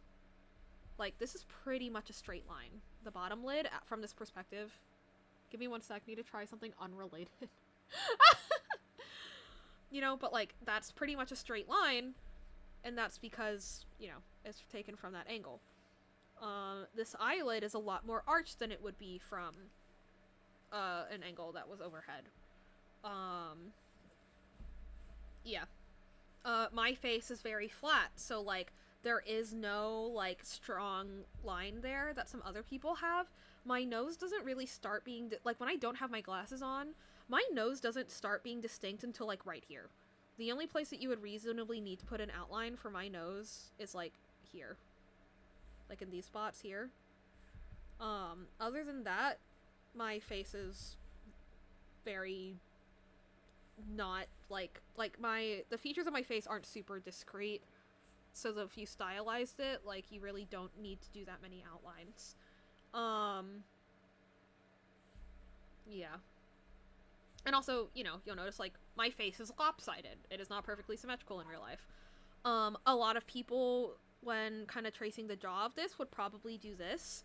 But again, this is taken from a lower angle, and so the chin line does not overlap the neck anymore. The reason that we draw it that way, the reason we draw it this way is because normally, from a normal perspective, like, face head-on perspective, your face overlaps with your neck in a 2D sense. But in this, at this angle, it doesn't. So, like, you draw, like, the base of the chin, and then, like, another line here to indicate, like, that's kind of where the neck is, and then that's where your jawbone comes back, right there. Right? But, like, those ins and outs there of those lines is important, right? Let's see. My glasses. By the end of the stream, I'm gonna make some of the best looking stick figures. Yeah! You'll notice that because my glasses are so thick that it actually distorts, like, from your guys' perspective, it makes things look smaller. So, my face doesn't just continue like this in my glasses, it comes in all the way here. Actually, no, because it was taken from a lower angle, it heavily distorted my face, and actually that there is my hair. That's how thick my glasses are. Yippee! That's my hair. You can see my hairline. That's my, oh wait, well actually no. This is my eyebrows. That's my hairline. Yay! You know, all that good stuff. And then, let's see. I don't know.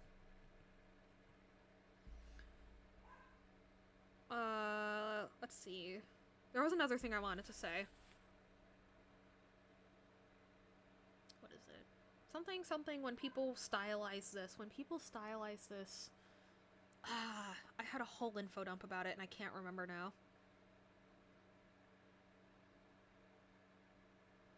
It doesn't matter. But yeah, like, trace over people's faces and start to understand where these perspectives come from. 'Cause, like, you know,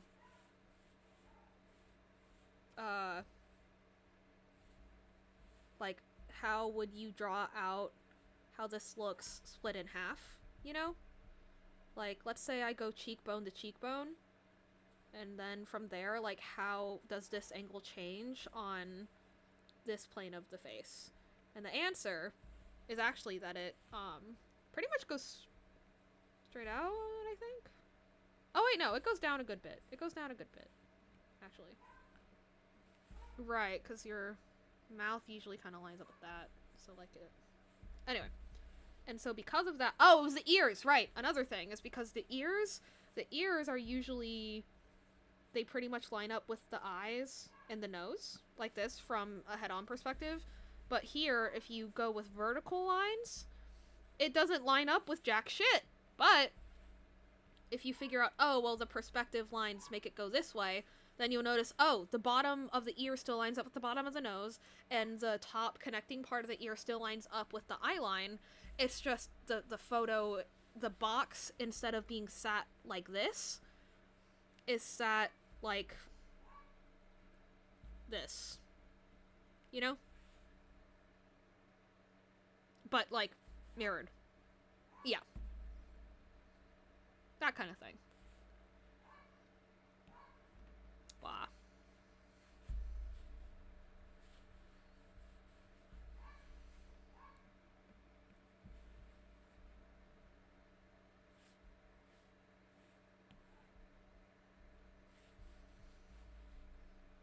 And I only have like really formal art education up through sophomore year of high school, I think. You know? But, like, my art teachers were really fantastic and taught me enough fundamentals that I was able to, later in high school and throughout college, like, continue putting those pieces together just because they taught me, well, when you're given a puzzle, this is how you put it together. You know? You know, do the edges first, find the corner pieces, all that good stuff.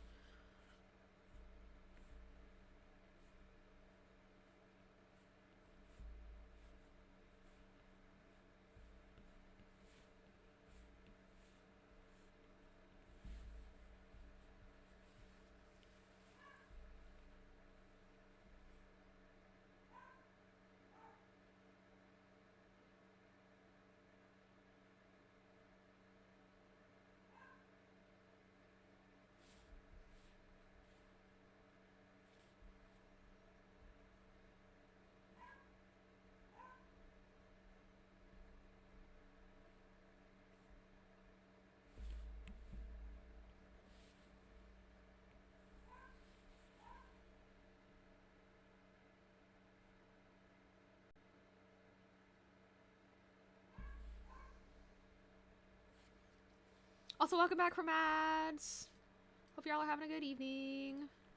But yeah, feel free to pop in and ask more anatomy questions at any point if y'all have any. I'm happy to continue yammering on as usual. When am I not? Y'all know me.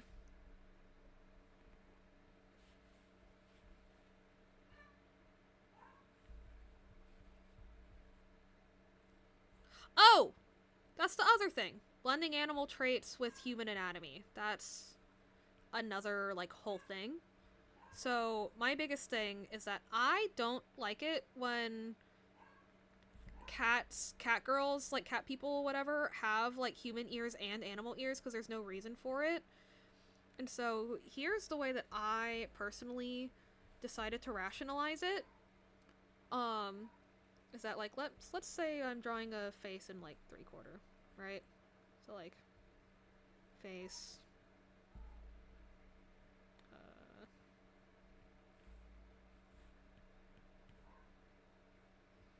And the human ear would normally be here. And a lot of people might draw the cat ear, like, hang on.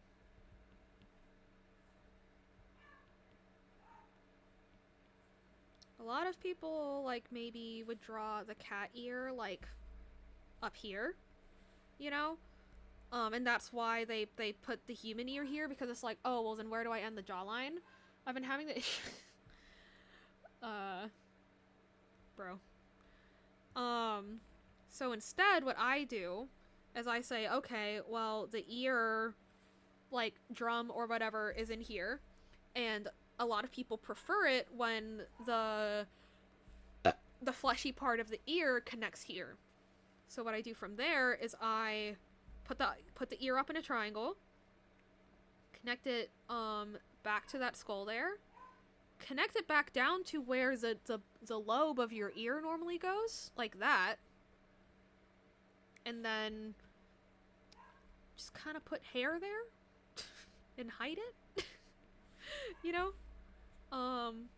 But then there's a reason for the, but then, you know, it makes the ears huge, but who's gonna complain about bigger ears on a cat girl? Or a cat boy. Whatever you choose. So yeah, that's what I do, personally, most of the time.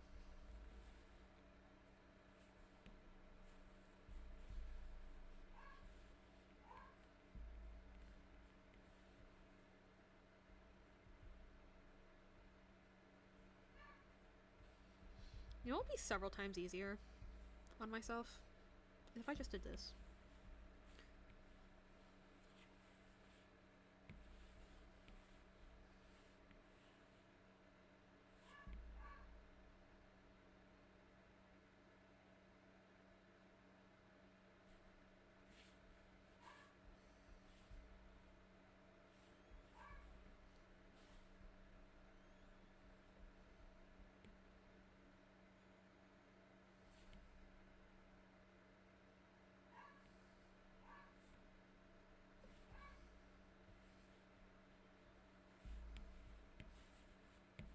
Oh! Nope. Ah, no. Also, I haven't used Procreate in a hot minute, so I am occasionally just being like, how do I use this?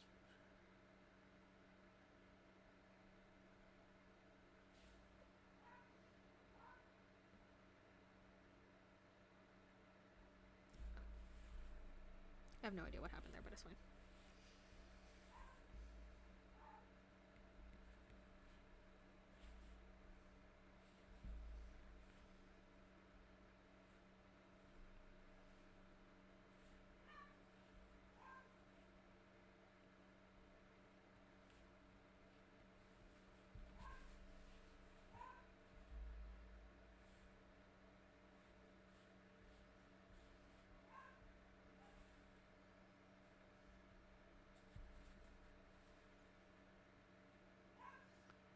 Gonna lurk for a sec. Alright, Reen. Couldn't type since the many previous artists ran. I'll be back in 10 to 15 minutes. See ya. Oh yeah, another thing for stylization, like, one of the things I see a lot is, like, floating collarbones, you know? So it's like, okay, well, why do we have collarbones then? And it's so that we can push our shit back and forth and also raise our arms up and down. The collarbone kind of runs like here, and so when I raise my arm up, it goes up at this angle, and when I push my arm down, it goes down at that angle, and normally it sits like this. So what does that tell you is that it points from, like, the sternum to the, like, the end of your shoulder, like the ball of your shoulder. So let's say that his shoulders were this small. Then I would probably want to make the collarbone smaller and maybe a little bit higher, but just make sure that they point in that general direction. You know? And then there's, like, the chest. That kind of thing.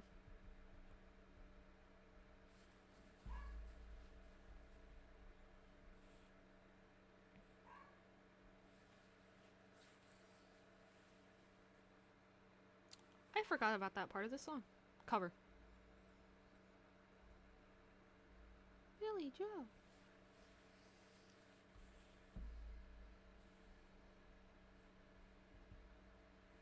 Yeah, the collarbone's lower than a lot of people think it is. A lot of people draw them, like, up here. I'm like, no. Yeah. You lucky. You lucky. You lucky, lucky, lucky. Should do it.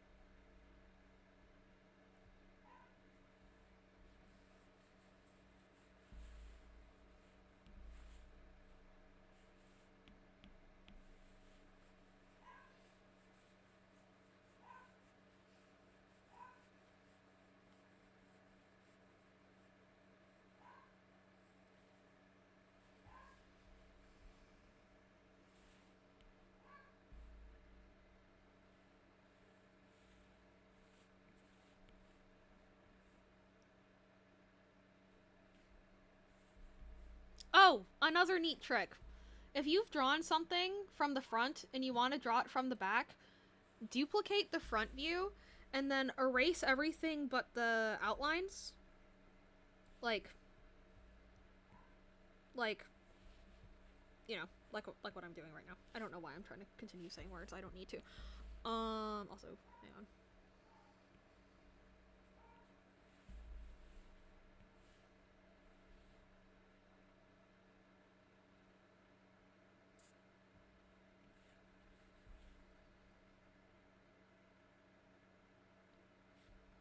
This is awkward. It's fine. I'm blind. That's fine. Okay. Erase all the insides.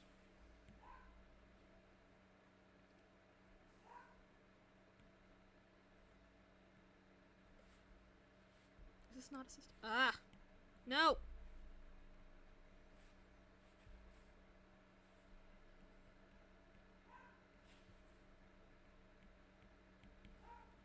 Gonna BRB, have to roll myself with cream cheese. Yeah, okay, see ya!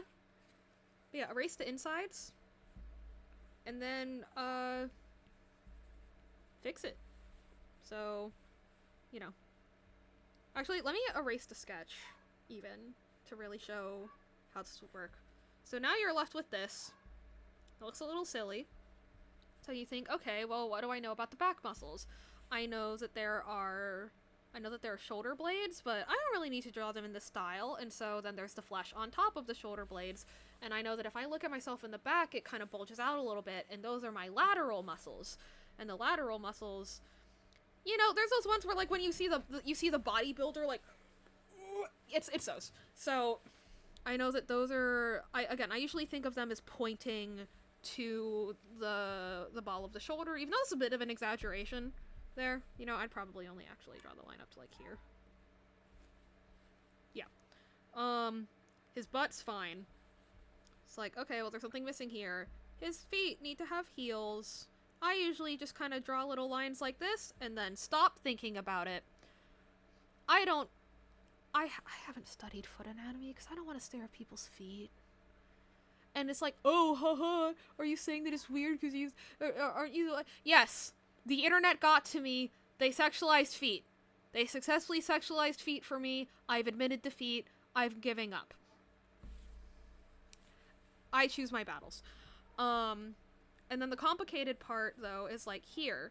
So, you know, from the front there's the kneecap, but then what does the back of the kneecap do?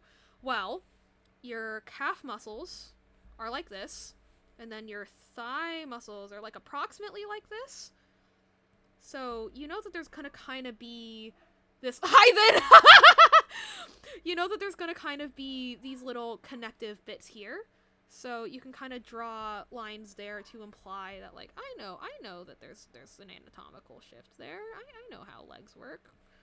But you don't have to. Honestly, you can leave them like that. And it's fine. Oh, thank you for the bits, Zen. I appreciate you. How are you? How was the rest of your stream? Zen stream, I believe, pretty consistently is, like, introducing his friends to, Baldur's Gate. And it's really fun, so y'all should go watch that. Yeah. And then the complicated part, the hands. So, here, the thumb and the index finger are in front, but now the thumb and the index finger are in the back. Honestly, doesn't change that much for the thumb, at first, but, you know, we can go ahead and put the index finger in its little corner here. So then, what's the finger that's closest to the viewer? It's the pinky. So how does the pinky work? It's very, very similar to the thumb. Because remember how we talked about, like, oh, the thumb rotates a little differently? Well, so does the pinky. Like, you'll notice it when I push this finger in, it only really moves this little ball of muscle. When I move my pinky, it moves this little ball of muscle and this whole side of my palm. So we know that if when I draw the thumb, I sometimes want to add that little arc, then that means that sometimes when I draw my pinky, I want to add that little arc. So, there goes my pinky, and, so there's my pinky. Wait, no, I fucked up, hang on. So, here's the inside of my pinky, and you can still see my palm. And then here's that little bit of palm that kind of pokes out, and then I don't know why this line is here. But yeah, there's that muscle, and then I can intuit the rest of the pinky from there, and then there's my other two fingers. And it's a little shaky, but it looks fine. But it looks fine, right? Not perfect by any means, but looks pretty good. I noticed that that part of my pinky is looking a little skinny, so I go here and I add some more mass to it. Just like how I added some more mass to your mom last night.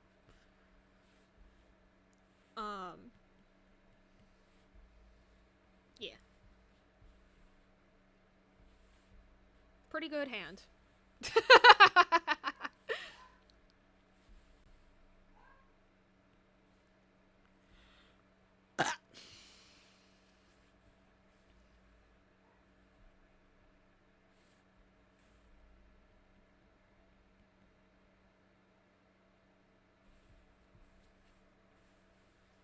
And you can't really see it in this example, so let me just it's like, you know, let's say you want to draw this jawline with ears from the back. Again, you need knowledge of that anatomy to pull that off. So from the front, again, you have the bottom jawbone hanging in front of your neck, but if we treat that here as the front, like where the viewer's from, your neck is now in front of your bottom jawbone. So we're actually going to draw the neck going up a bit like that. Here, your ears are pretty just connected to the side of your face, so it doesn't really need an outline there. But if you look in the back, because the ears are flattened this way, kinda, right? Like, a little bit. There actually is a pretty apparent outline there. So, you know, that's how you draw that from, like, behind. I can draw your mom from behind pretty accurately. I can't pull off that facial expression.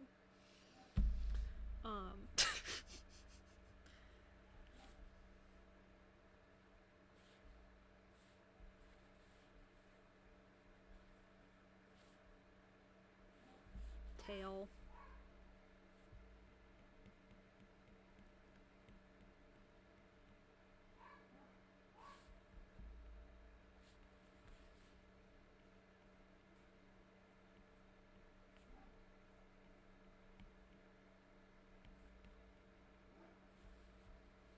Nothing like figuring out the logistics of dragon boxer briefs.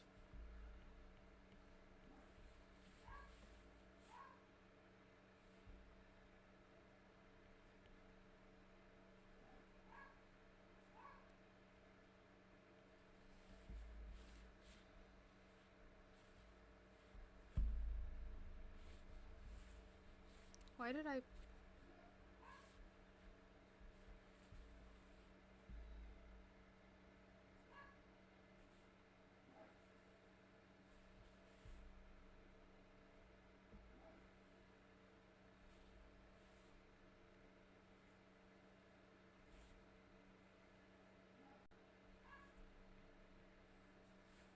I'm back. Hello, Reen. That was quick.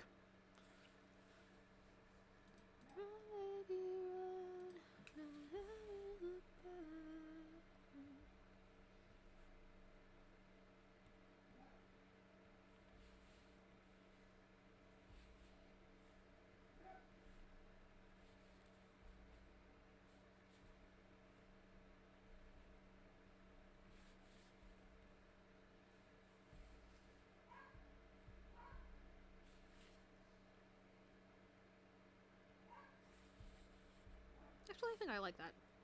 I don't think I want to add more stuff there. Stop clicking that on accident!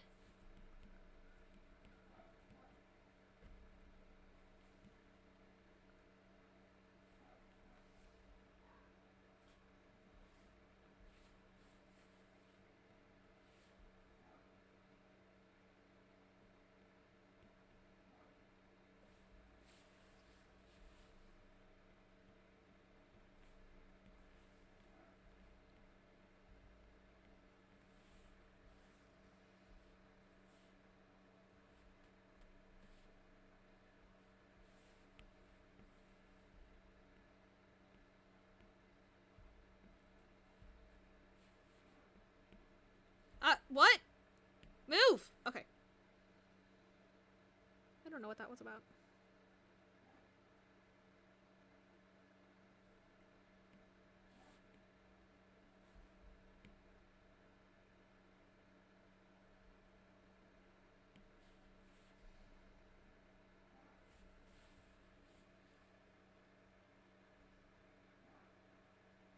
Cool.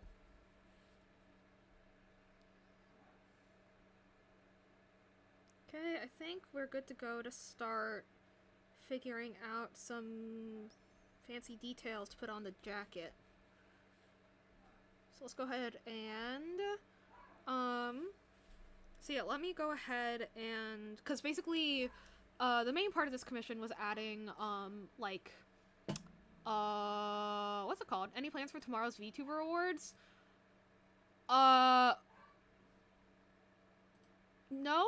Although, okay, words. Okay, actually, Innkeeper Wifey and I were kind of talking about this earlier. I don't love awards shows. I really like seeing who won what, and I'm really excited for the people who won what. But, like, watching, like, a 3, 4, 5 hour long, like, thing of people talking, in turns and, like, doing that thing where they're standing there and they're ready to talk, but the countdown's still going, and the camera's already on them, and their mic's already on, but the countdown's not done, so they just kind of sit there and they're like... And I don't want to watch them.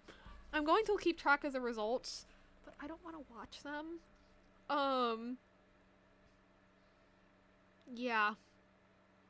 I'm not gonna, yeah, make it 2 hours tops, yeah. So if anyone else really doesn't like awards shows, I'll be streaming, probably. I don't know for sure, but I'll probably be streaming. Has it not been showing you guys my screen? Did it freeze? What the fuck? Hello? Okay. What the hell? Okay, I guess you guys didn't see a whole bunch of that, and I just didn't notice. Whoops. Okay, well.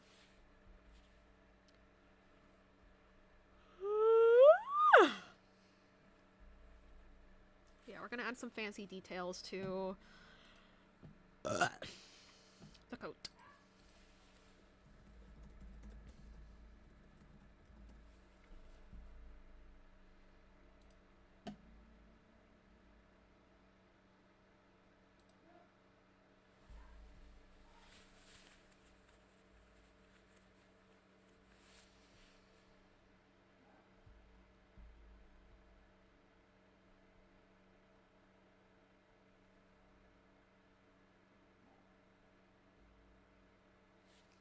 I'm looking at reference photos on my computer. I should be able to screen share these. That one? That's the wrong side. It's fine.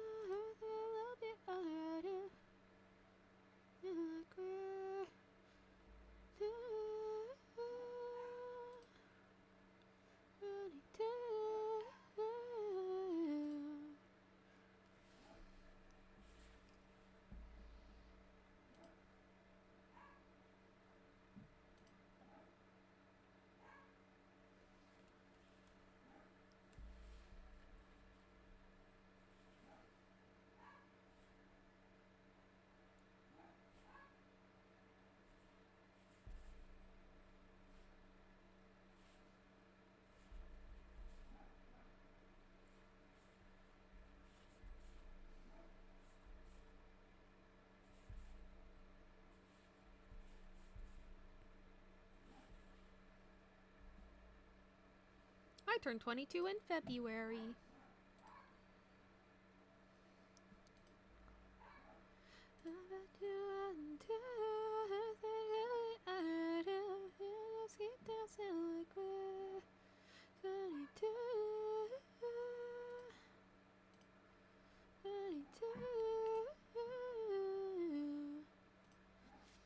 Yeah! are you also an Aquarius? Is it okay if I call you wifey for short, or is that weird?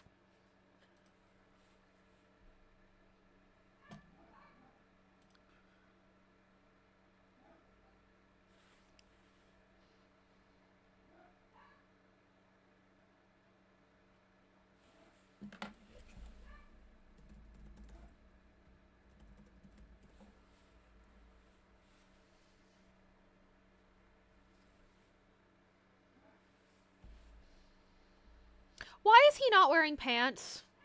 Why is she not wearing pants? Is there really not an example of what I'm looking for? I swear to God, I've seen this.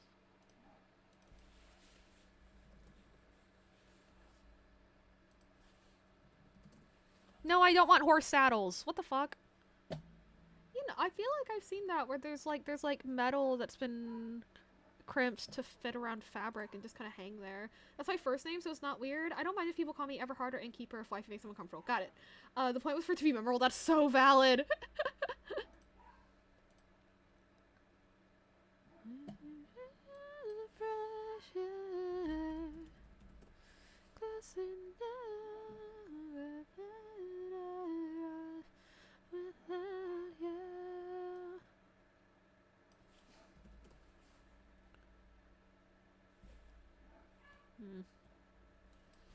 Metal trim on clothes?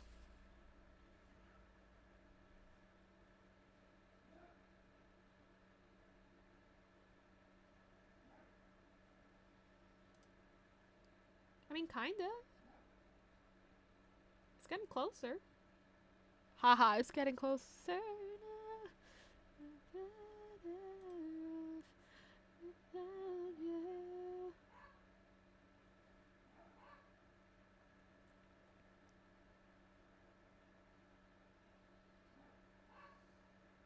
These are all women's clothing. So... yeah, we'll do one of these things.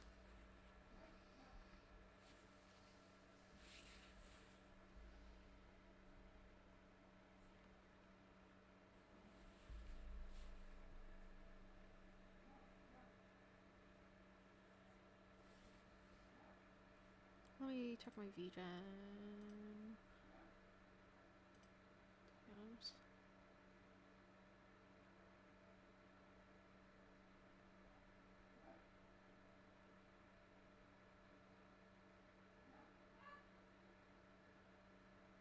Class. Okay, so I think I'm doing like a sword shape kind of situation here. But like, it's gotta be tiny.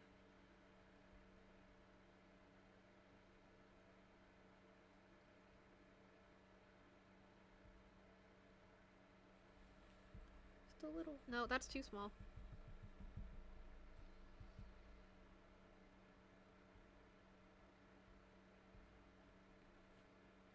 That's what she said.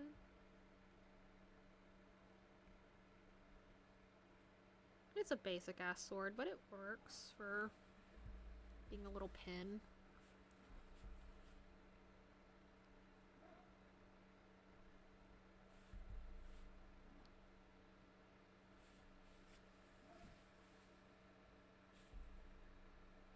That's fine.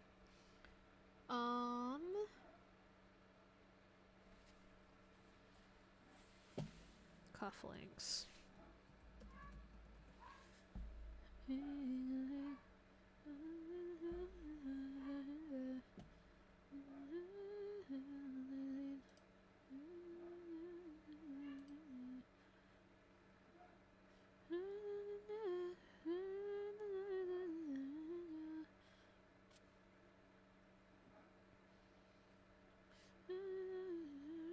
Out of control. Spotlight. I know it's not right. Tell me, stop me. Red light. Not even try. Stop me, stop me.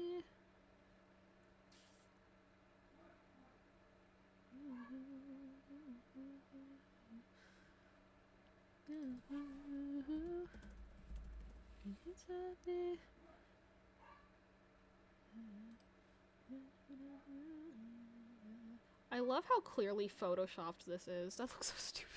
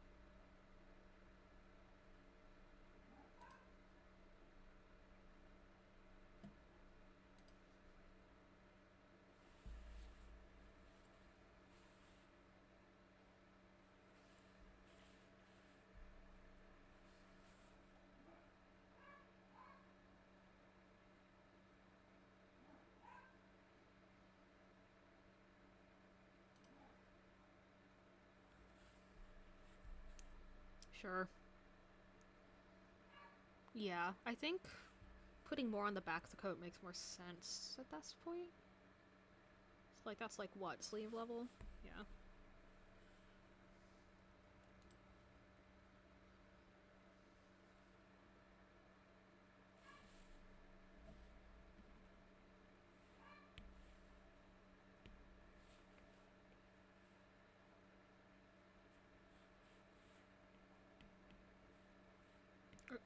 Hello? When did you rotate? Hello? Oh.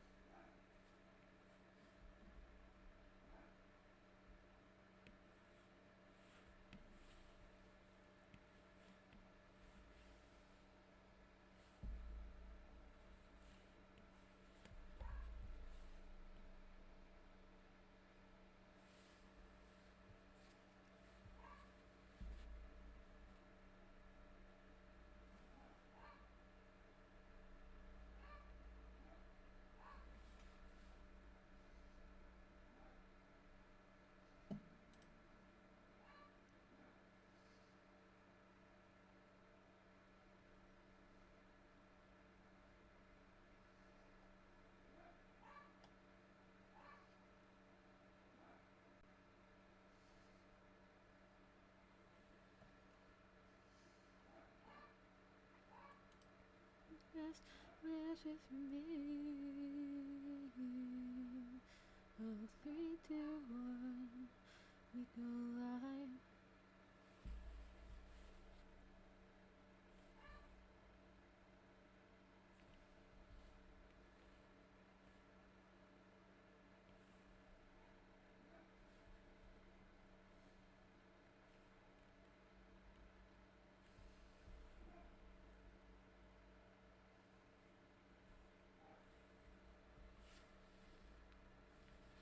I have an idea for those, but they're more story connected, and my brain is fried, so I'm not going to explain that right now, but I will send this to Flare and see what he thinks.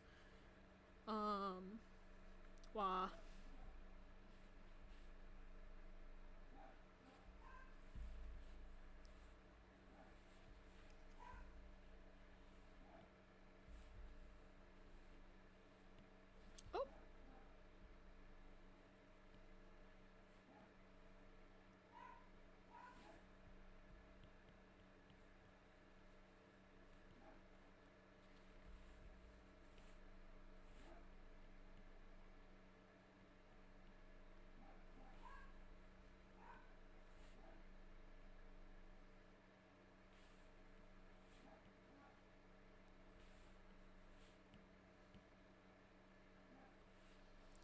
Oh! Gotta head out, but it's been super fun. Thank you, wifey! I'll see you later!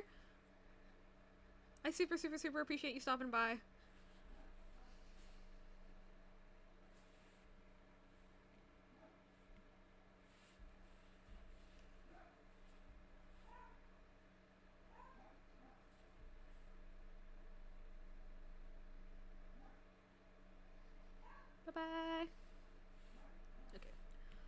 gonna send this to Flare.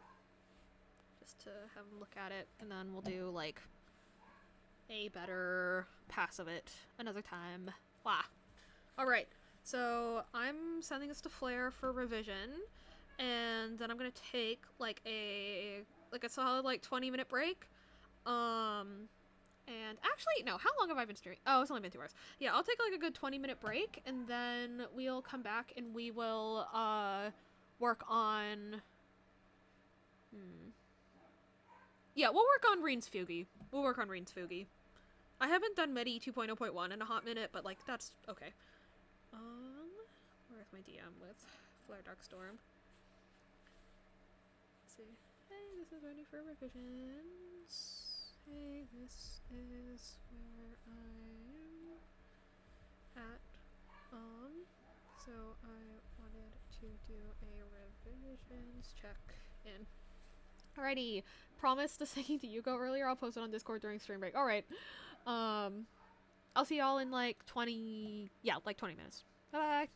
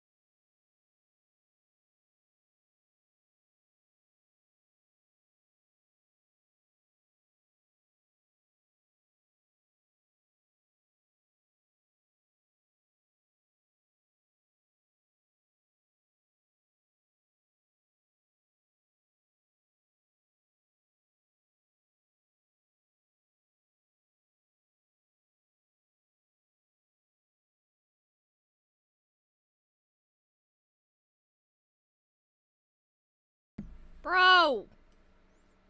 Bro! There it goes. Oh! Come on. Come on. Cooperate with me. Thank you. Hi, I'm back. My bad. A variety of things have happened in the past however long I was gone. Oh, wait.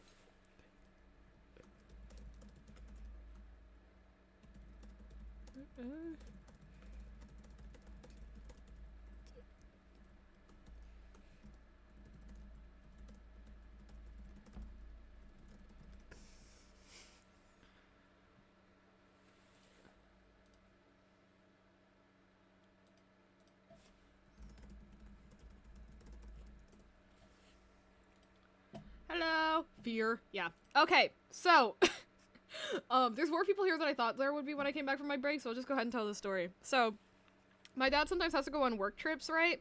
And so, like, what happens a lot of the time is I drive to drop him off at, like, the car rental place. And then I just drive home. And, like, I don't know, I don't pay attention to what car he gets. I sit there, he packs his stuff, he gives me a hug, we leave. I mean, I leave, and then he goes where he goes, you know? So, you know, I'm driving, and there's this black car behind me, and it keeps flashing its brights at me. And I'm like, oh god, what's up with that? And so, you know, when you're a young Asian woman in Southern Virginia, sometimes white men do scary things with cars. So I'm like, oh god, someone's gonna try to axe murder me. Because I've had a random white man banging on my window at a stop sign before. And I was like, oh, it's gonna happen again. Great. So this person, it's flashing their brights at me over and over and over.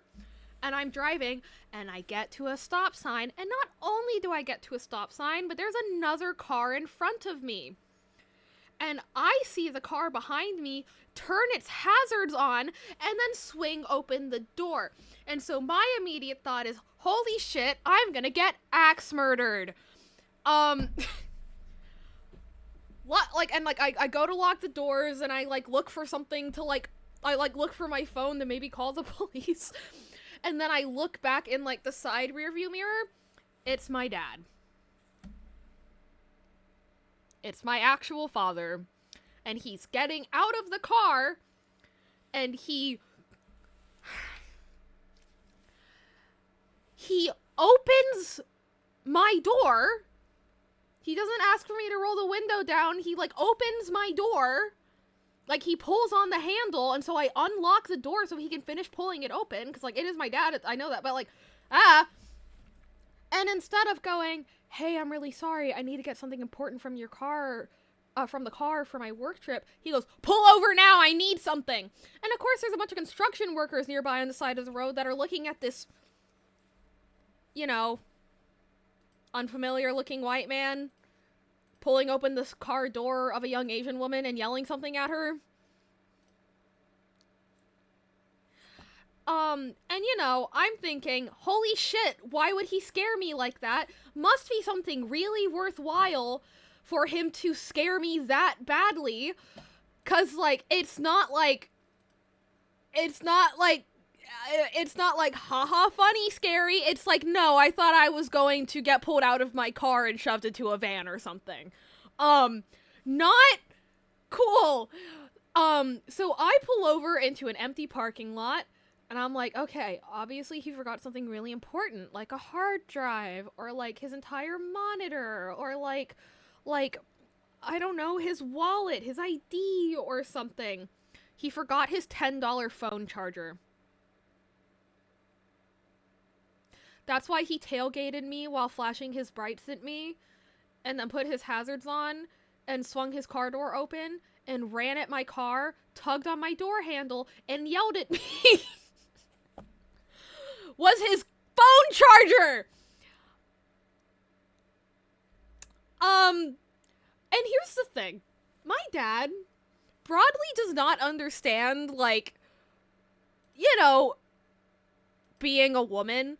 And, like, not just, like, oh, well, he's a man way. It's like, I looked at him and I said, Dad, that was terrifying. Your window is, like, a little tinted, and I can't see that great in the first place. I thought you were a random white man that was coming to kill me when you did that.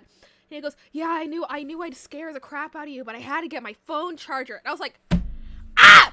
And so, Pandora, for those of you that don't know, I am a DID system. Well, the thing is, he did call, but I don't have my phone on when I drive. Like, I put my phone on Do Not Disturb when I drive.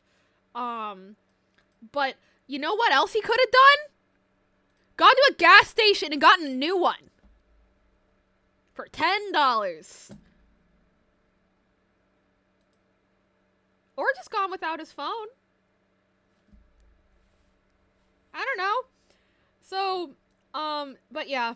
And as I'm pulling out, like, for those of y'all that don't know, as I'm pulling out. For those of y'all that don't know, I am a dissociative identity disorder system. I am a host alter, and there are several non-host alters in my system, some of which, you know, have a kind of protective role over us. One of them being Pandora, who really fucking hates my dad, and, like, but the thing is, I was so excited to go to Target, so I was still, like, in control of the body, but Pandora in the back of my head is just like, run him over. Run him over! I'm like, dude, we can't do that! I want to go to Target! I want to do my Christmas shopping! Yeah. So... yeah. Like I said the other week, if you see me in the news one day for patricide, you know that Pandora just girl bossed a little too close to the sun. Yeah. That's it. Yeah. Anyway, that's not like my usual thing where, like, haha, that's funny. I'm like, I'm just mad about it and I wanted to yell about it. Ugh. I'm like, why the fuck would you do that? He's like, oh yeah, I knew it would probably scare the crap out of you, but, like, I needed to get my phone charger. And I was like, you cannot be serious. You cannot be serious. Anyway. Yeah. But, I did finish my Christmas shopping.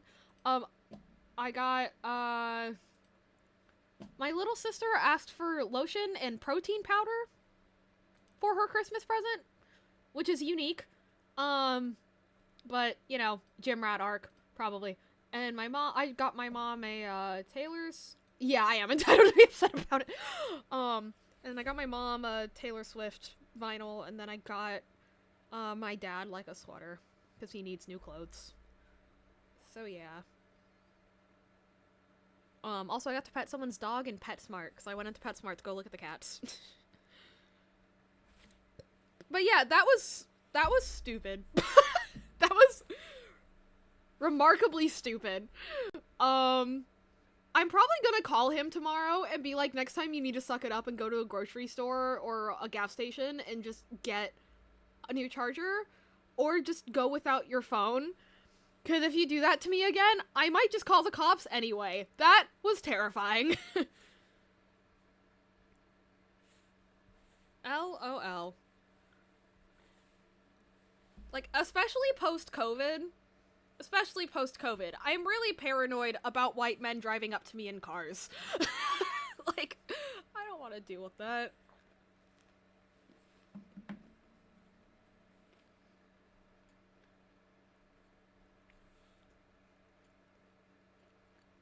He did not need his phone charger that bad. That's all I'm saying.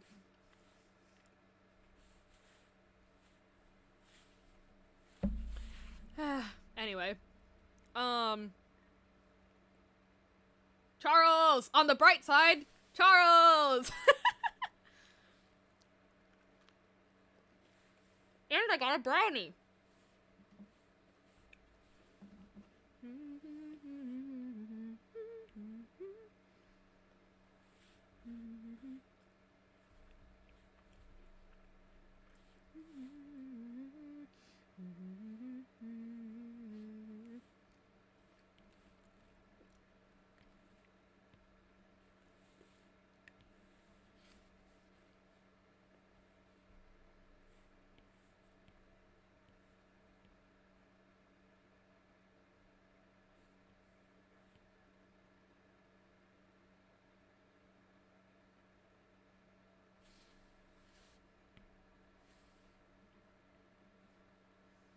Your dad was acting like that $10 charger was his last leave on. That's what I'm saying! Because I was at least, like, as I was pulling into the parking lot, I was like, I'm really mad at him. But, like, you know, his job's, like, an important one with, like, information that, like, that definitely is not allowed to be left in a car. So, like, if he forgot his hard drive or something. So I was like, if it's that, all is forgiven. You know? And then it was a $10 phone charger. And if that, and I was like, you could have gone without that. You could have totally gone without that. There was no reason for him to do that. There was no reason.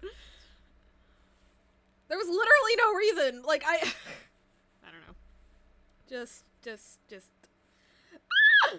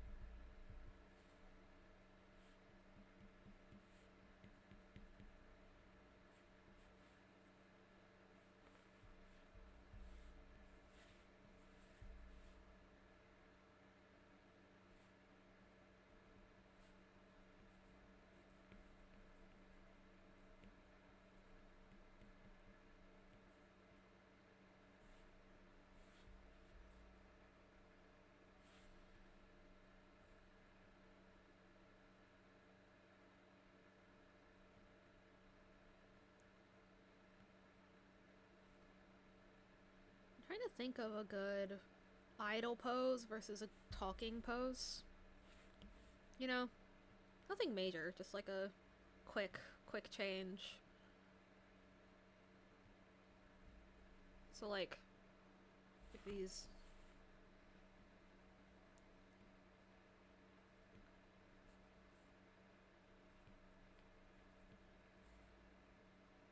That's fine.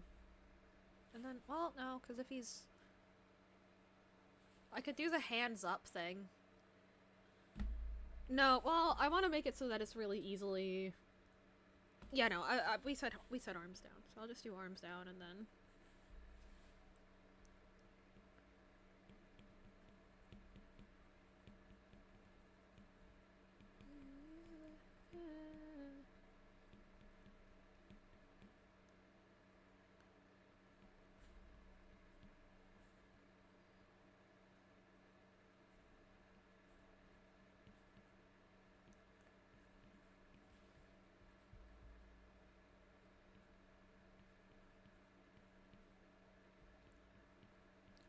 You know, it's like that one meme where it's like, please let me go! I need to do something, please! Like...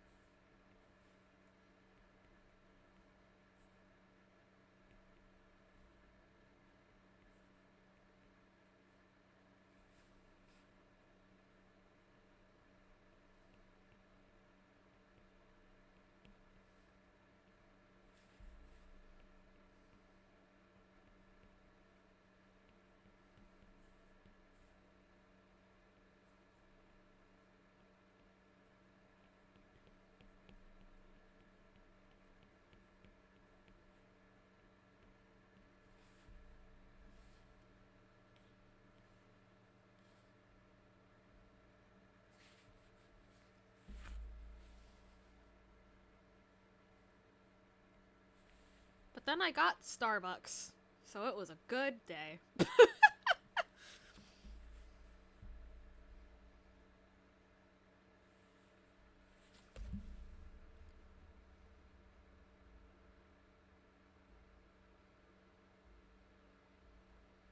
Yeah.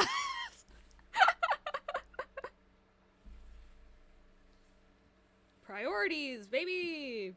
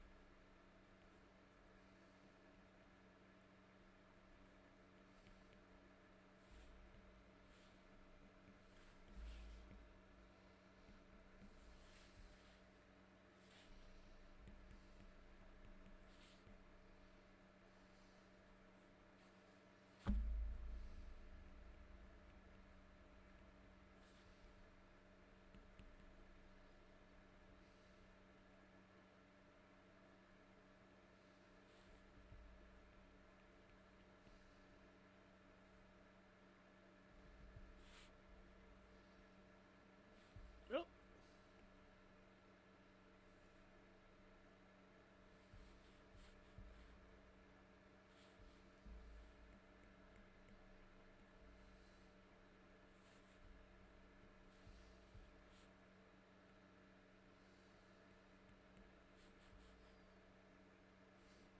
Something looks off.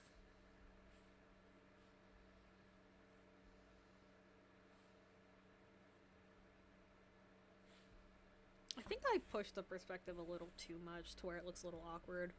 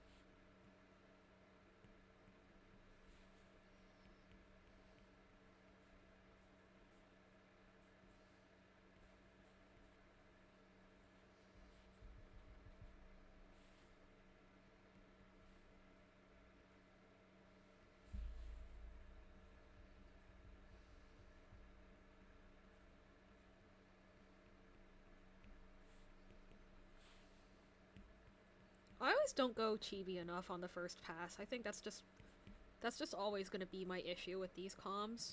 Even though I love this art style, I'm always just not gonna go chibi enough on the first try.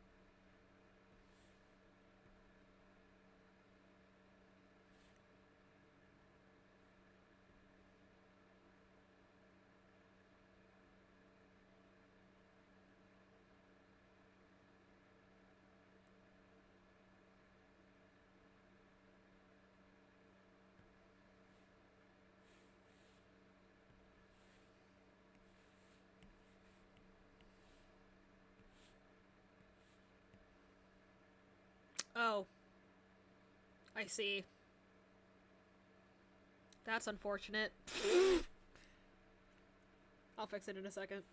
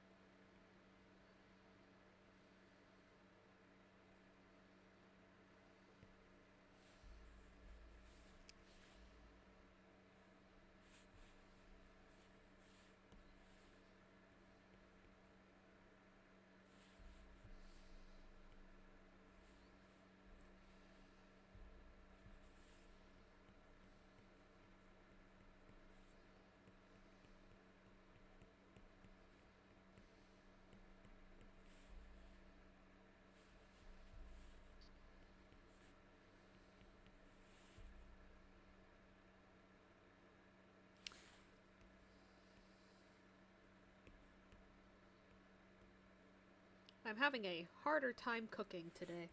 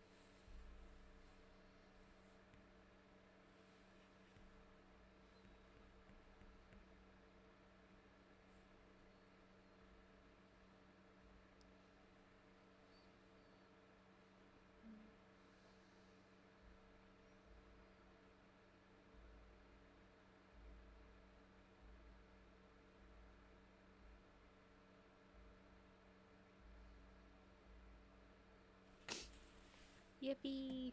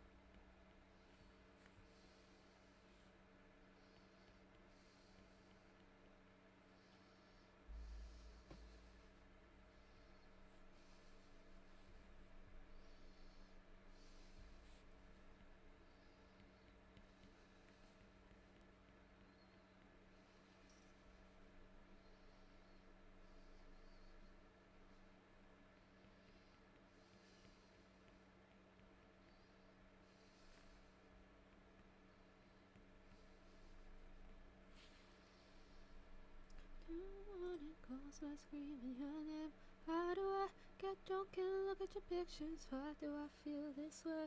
Why do I lose myself? And why do I even try? Baby, why do I? Why do I? Why do I?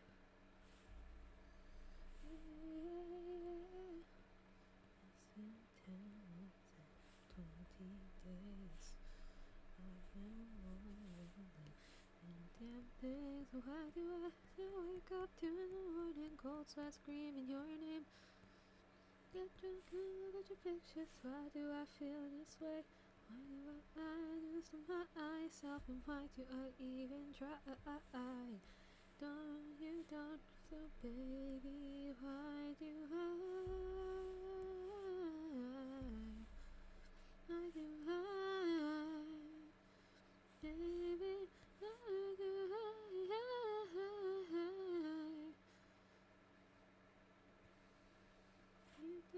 So baby, why do I?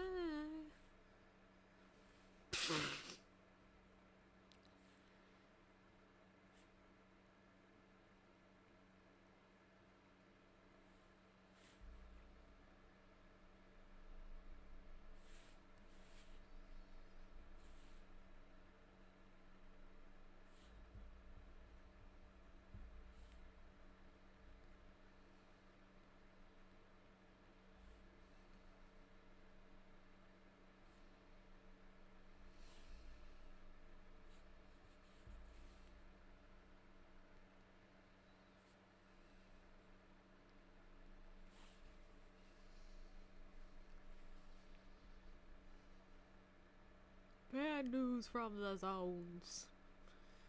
I'm getting dreams and I couldn't be blocked. I have another drink to shut all my thoughts. Do you really love me? Do you love me not? Do you really love me? Do you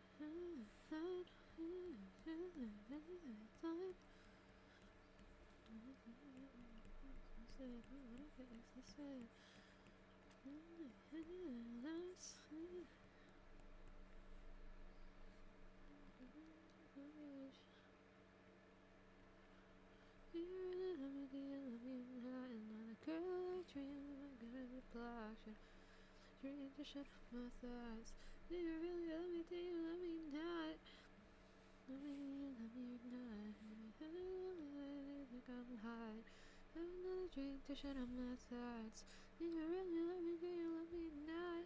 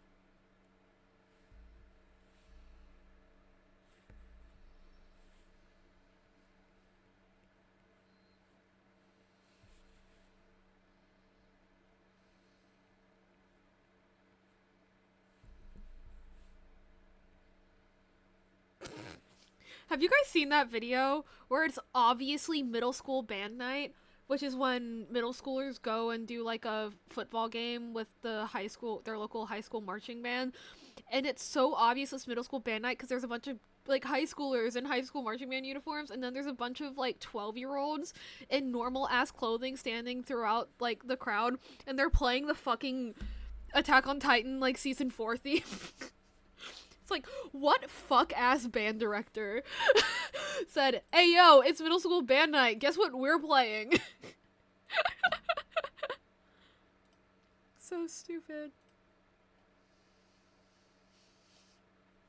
Also, yeah, I haven't drawn a male character in this style in a hot minute, so I'm like, how not feminize? How not forcibly feminize my son?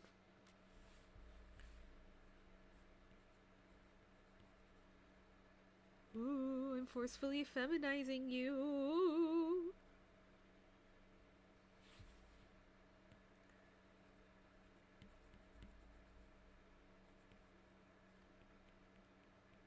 I fucking love that meme.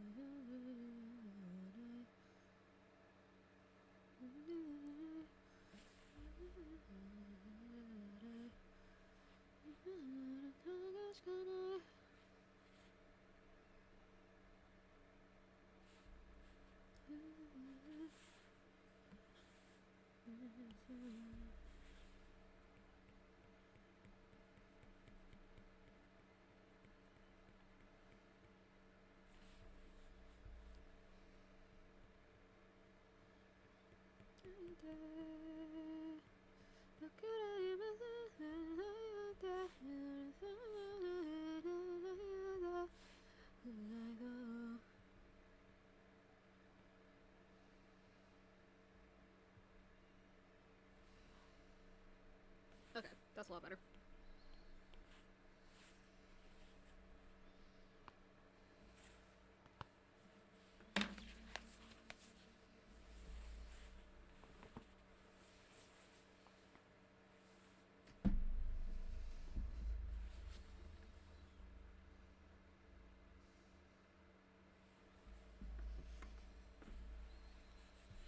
I think it should be a legal requirement to listen to this song once a week.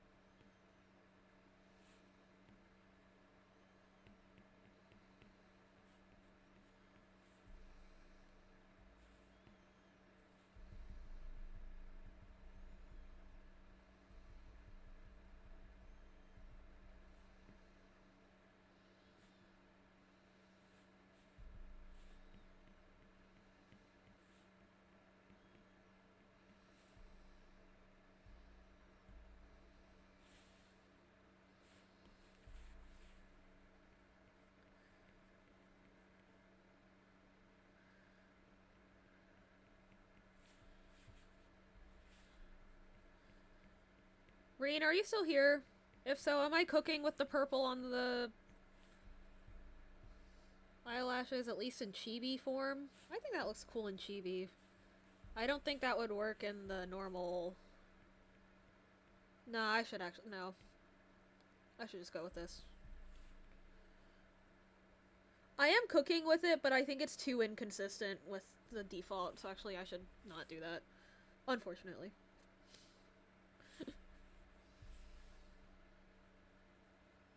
Also, I don't know why I'm going so hard on this sketch.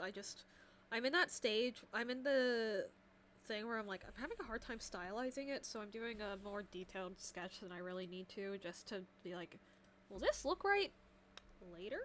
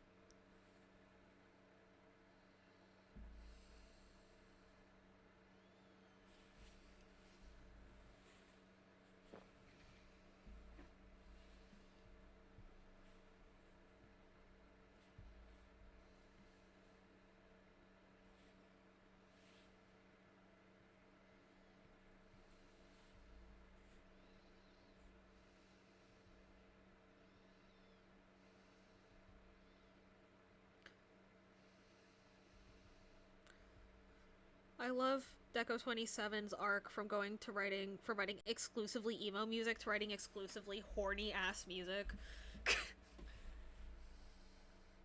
Salamander is still one of the funniest things that I think has happened with Project Sekai. Basically, he was commissioned to write a song for like a collab they did with like a ramen company, and the word he got assigned was hot. And so he wrote this horny ass song, and then it turned out that the characters that were assigned to cover that song, their characters are siblings. And everyone was just like, what do we do? Like, because, like, I mean, they already, like, all the things were assigned, like, blah, blah, blah, and then they made it worse by making the art, fit the song for the characters, which, like, that's a questionable choice, but they sure did. That sure is a choice that they made. Sometimes I think Project Sekai isn't real.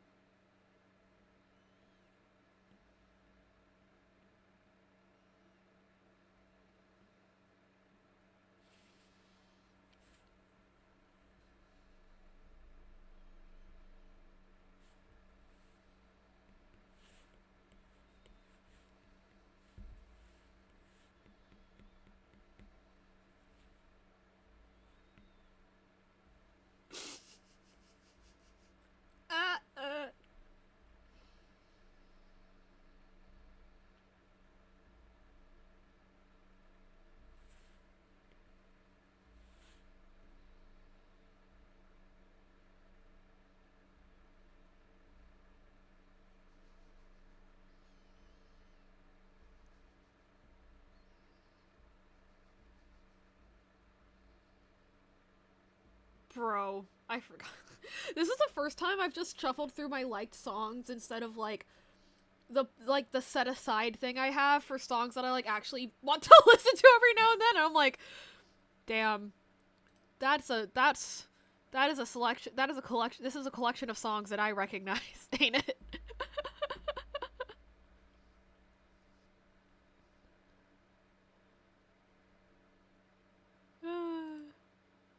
What a time to be alive.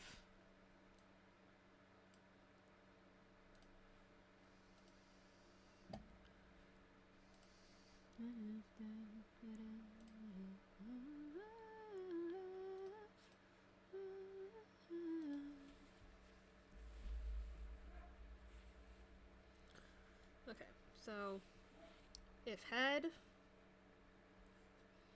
I keep doing this where I design something and then I have to draw it again, and I'm like, why the fuck did I draw it like this? Who the fuck drew it this way? Me. I drew it that way. I, in every possible sense of the word, did this to myself. Okay, sure.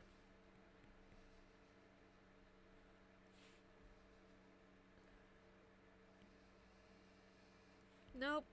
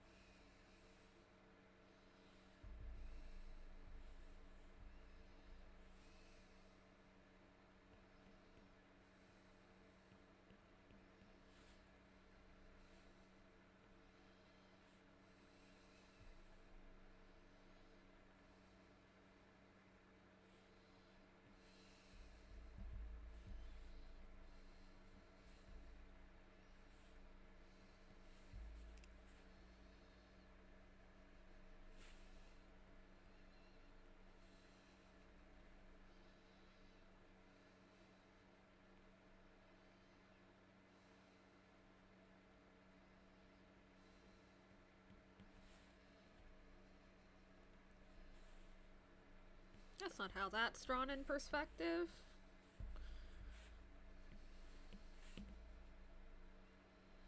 Not even a little bit.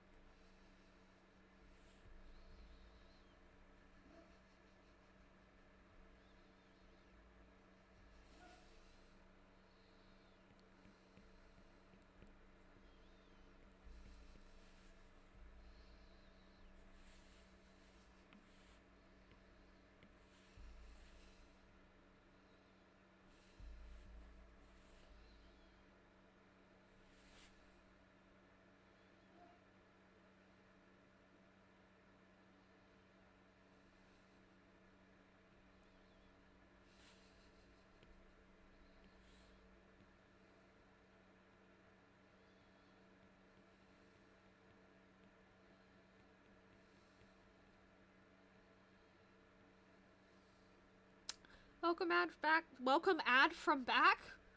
Welcome back from ads, everybody. I hope you had a good break.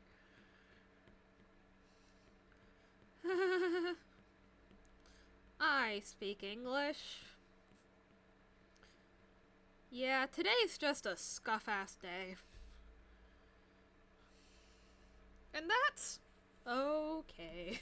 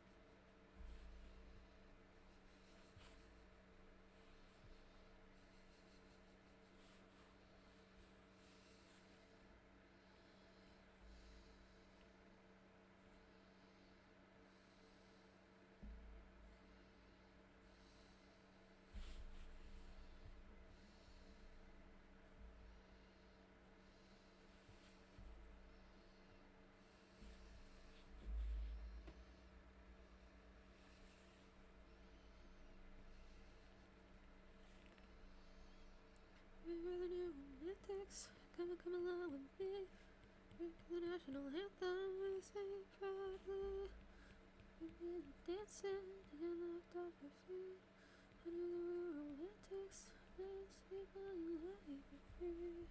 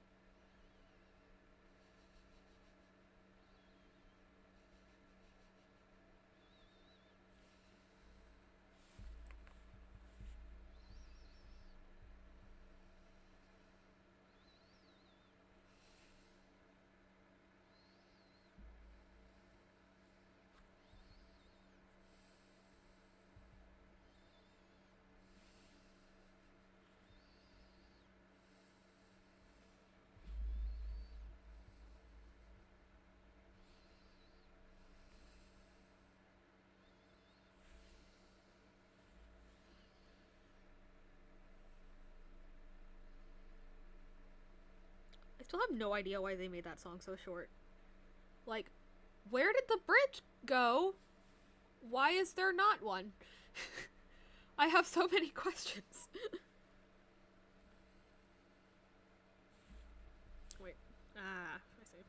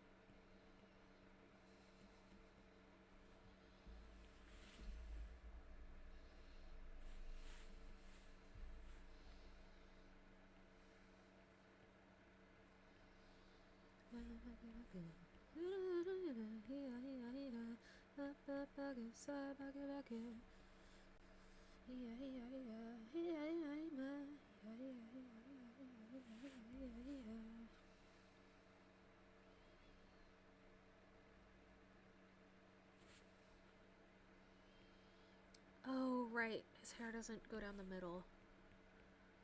I've gotten so used to drawing middle parts. It's like, why does something look off? He does not have a middle part.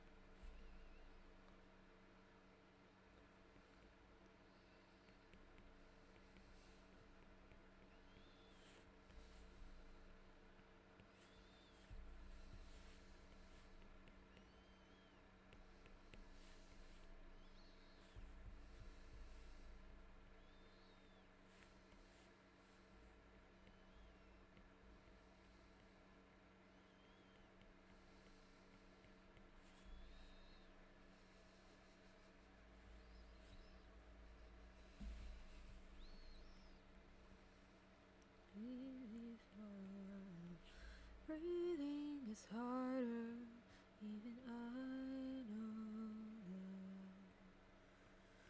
Make room for me, it's too soon to see if I'm happy in your hands.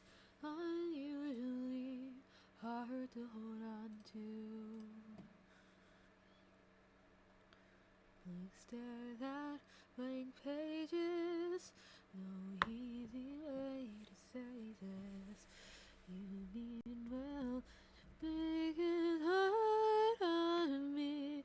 Not gonna write you love song till you ask for it. Need one. You see, I'm not gonna write you love song till you tell me it's break and live if you're on your way. I'm not gonna write you a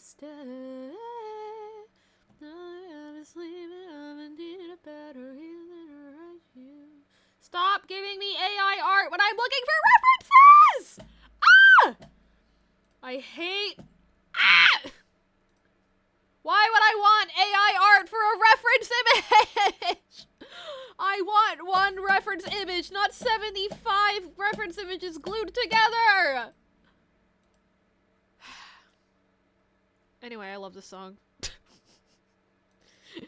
In your twisted words, your heart just hurts. You are not what I thought you were. Hello, too high and dry. Convince me to please you. Make me think that I need this too. I'm trying to let you hear me as I am. Not gonna write you a love song, 'cause you asked for it. Hello? Now you tell me it's like a break and then you're on your way. Not gonna write you instead. All you have is leaving. I'm gonna need a better reason to write you a love song today. Promise me you'll leave the light on. Let me see.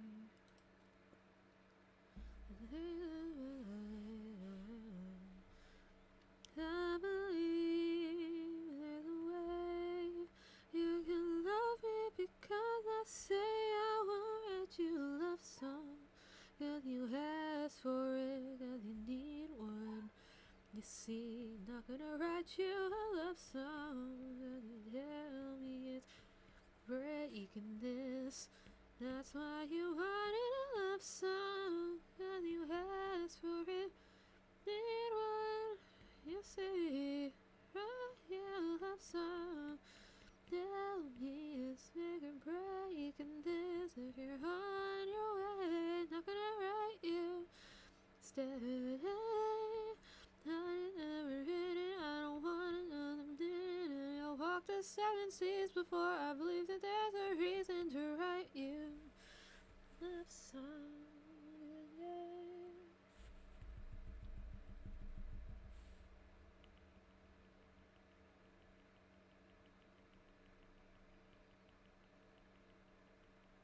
Ah.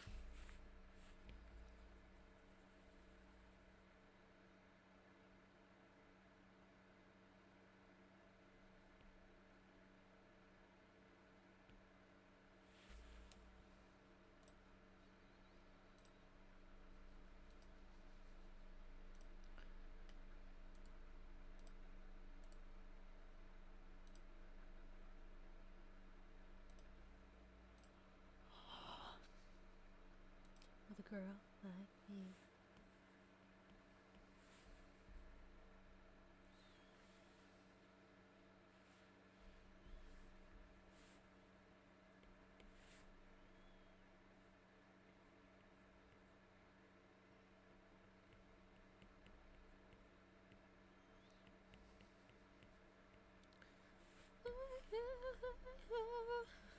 I need super graphic ultra running girl like me.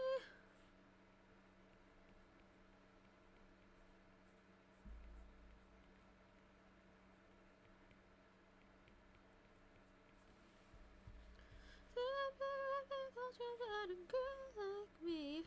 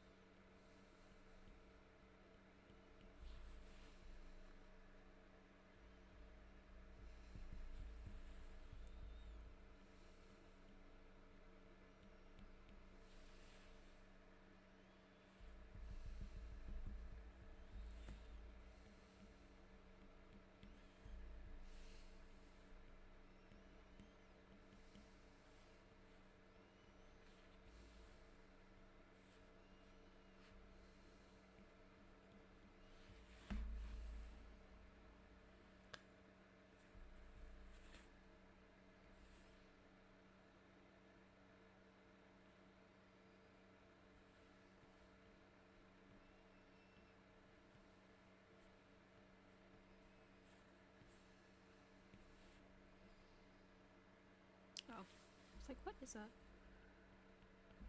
Not every KDA song is a hit.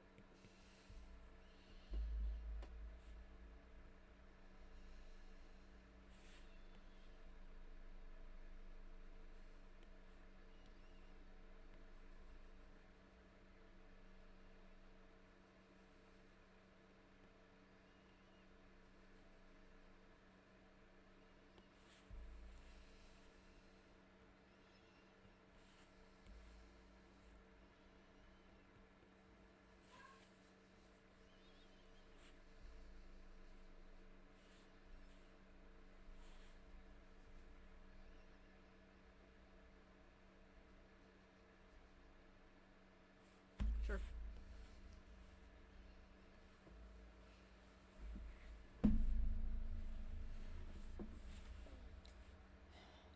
Definitely been a little shaky, but considering I finished drawing this yesterday, I could finish drawing this yesterday.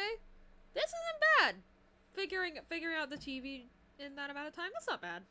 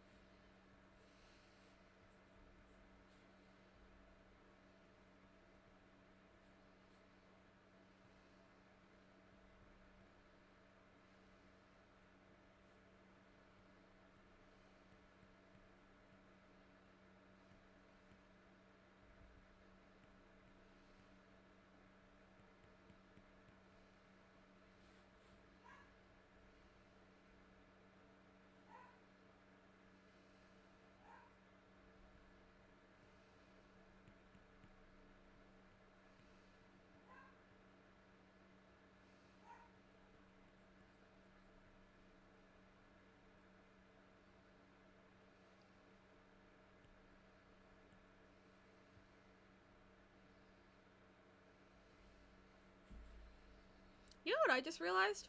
I've only ever actually done these portraits full body or like from here. So I'm like, wait, how do I draw this part without the rest of it?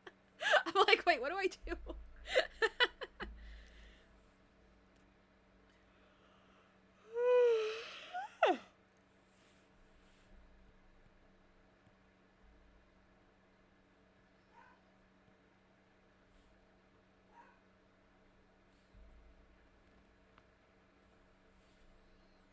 There goes my son.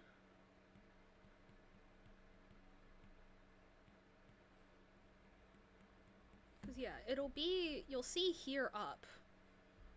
So you'll see this much for the PNG tuber guy.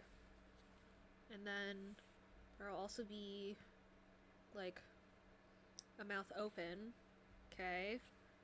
And then there'll also be, like, an add-on where he's holding a controller.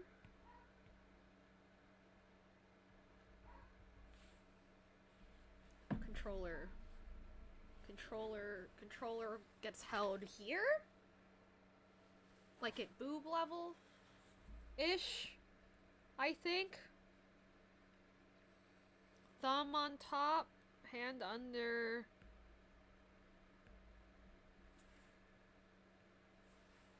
No, elbows move out for that, don't they? Do they?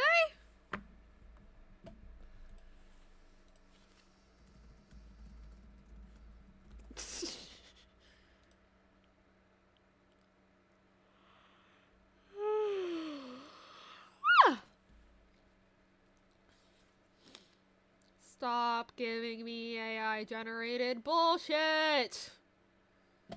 I just want a reference image. I just want a reference image.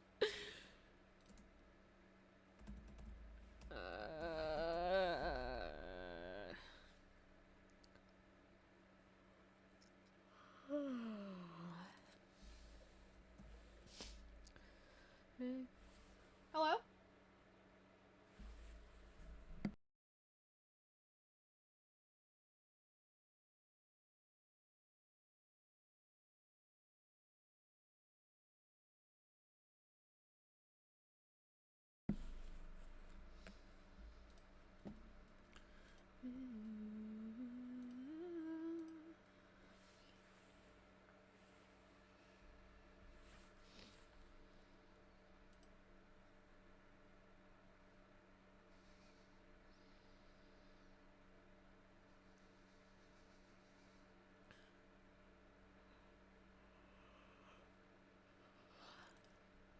So yeah, like elbows kind of out then.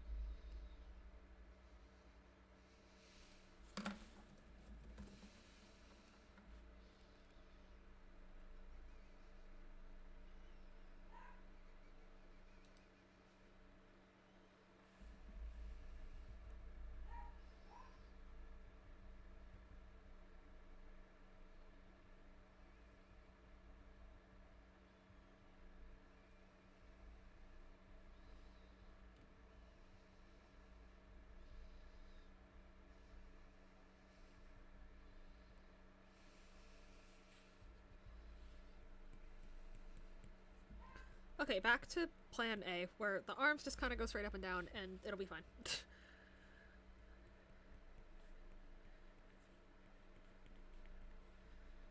again, it'll be here to there, so I can... yeah.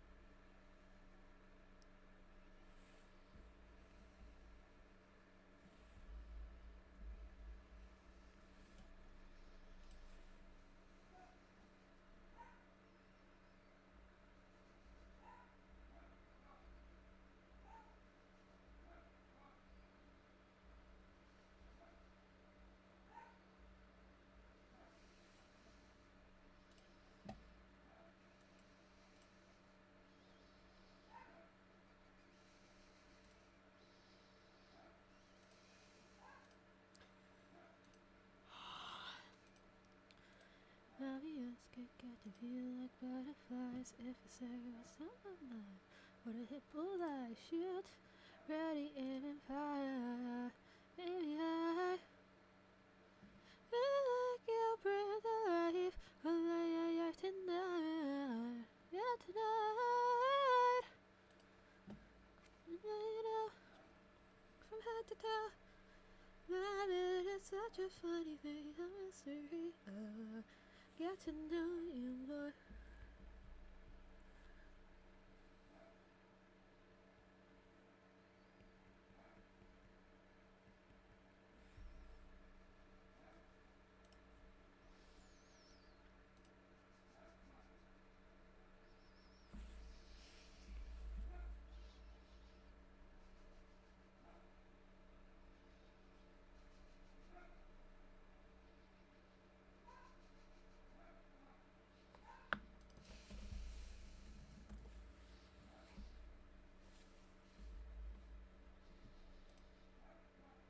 Oh, big ass controller.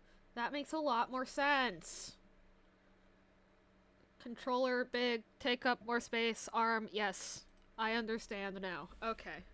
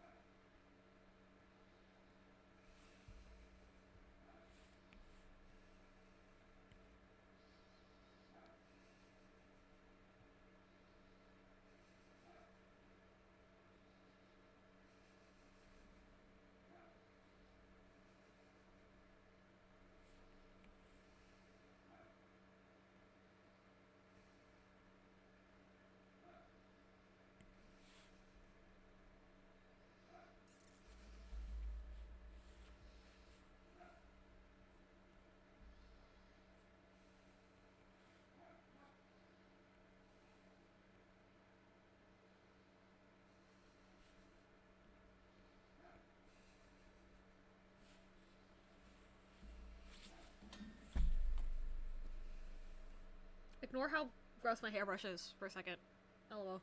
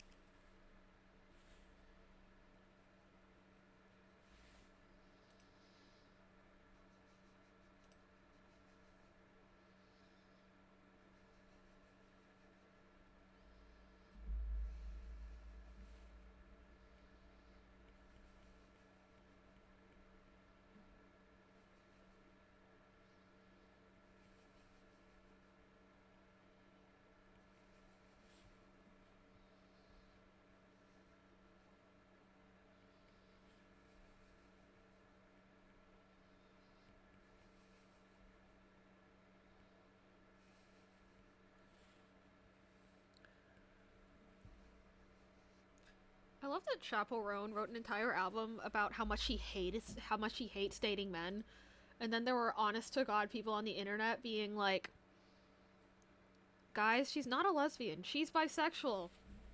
It's like, I'm sure she thought she was bisexual when she wrote this. She's not, though.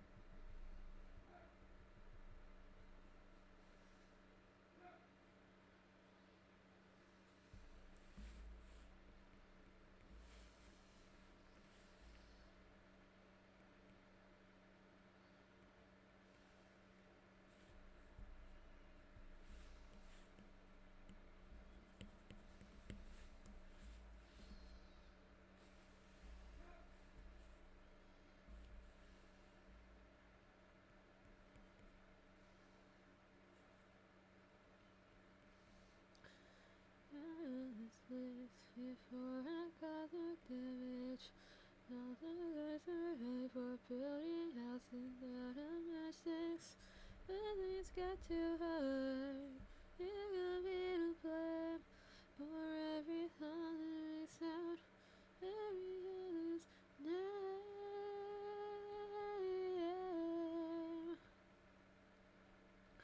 Don't forget we've got unfinished business.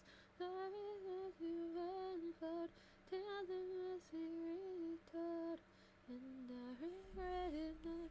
Honey, nothing out. And all this madness keeps me wanting. Keeps me wanting more.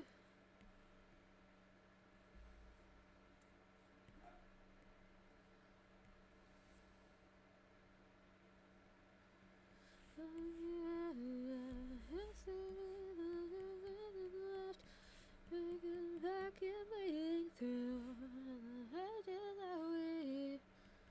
that we yesterday.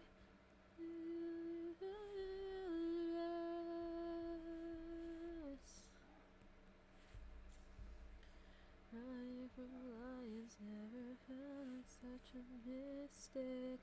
Running from lions never felt like such a mistake. Running from lions never felt like such a mistake. Running from lions never felt like such a. We've got unfinished business. Sorry since you info. Hello?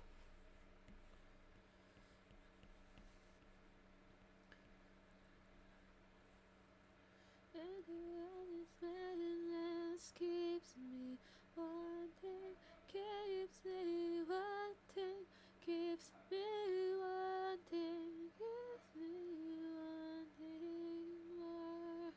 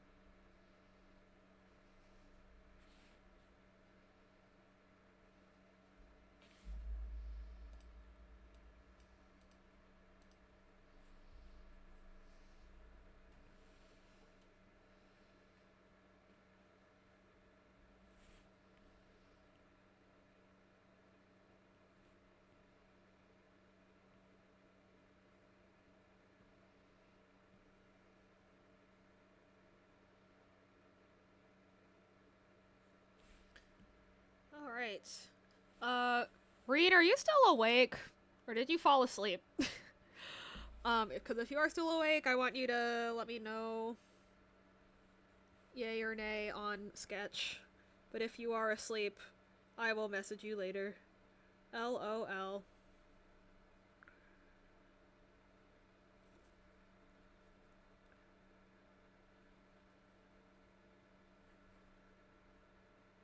I think he's asleep. Alright. I am weirdly tired, so I'm actually gonna call it here, and we're gonna go ahead and find someone to raid out to. Let's see. Who do we got here?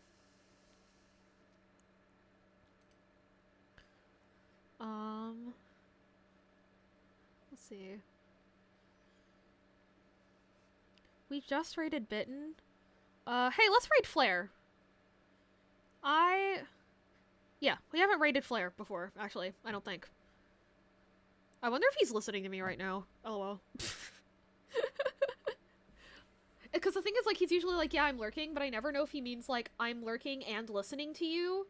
Like, I'm busy and I'm listening to you, or if he means, like, I'm leaving you, like, you know, the thing where, like, you mute the tab, but not the stream, like, that kind of thing.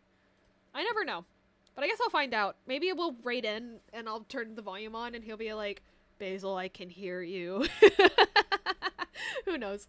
But yeah, thank you. Ads are not coming up in 5 minutes, because I'm gonna end my stream. But yeah, thank you guys. We made good progress today.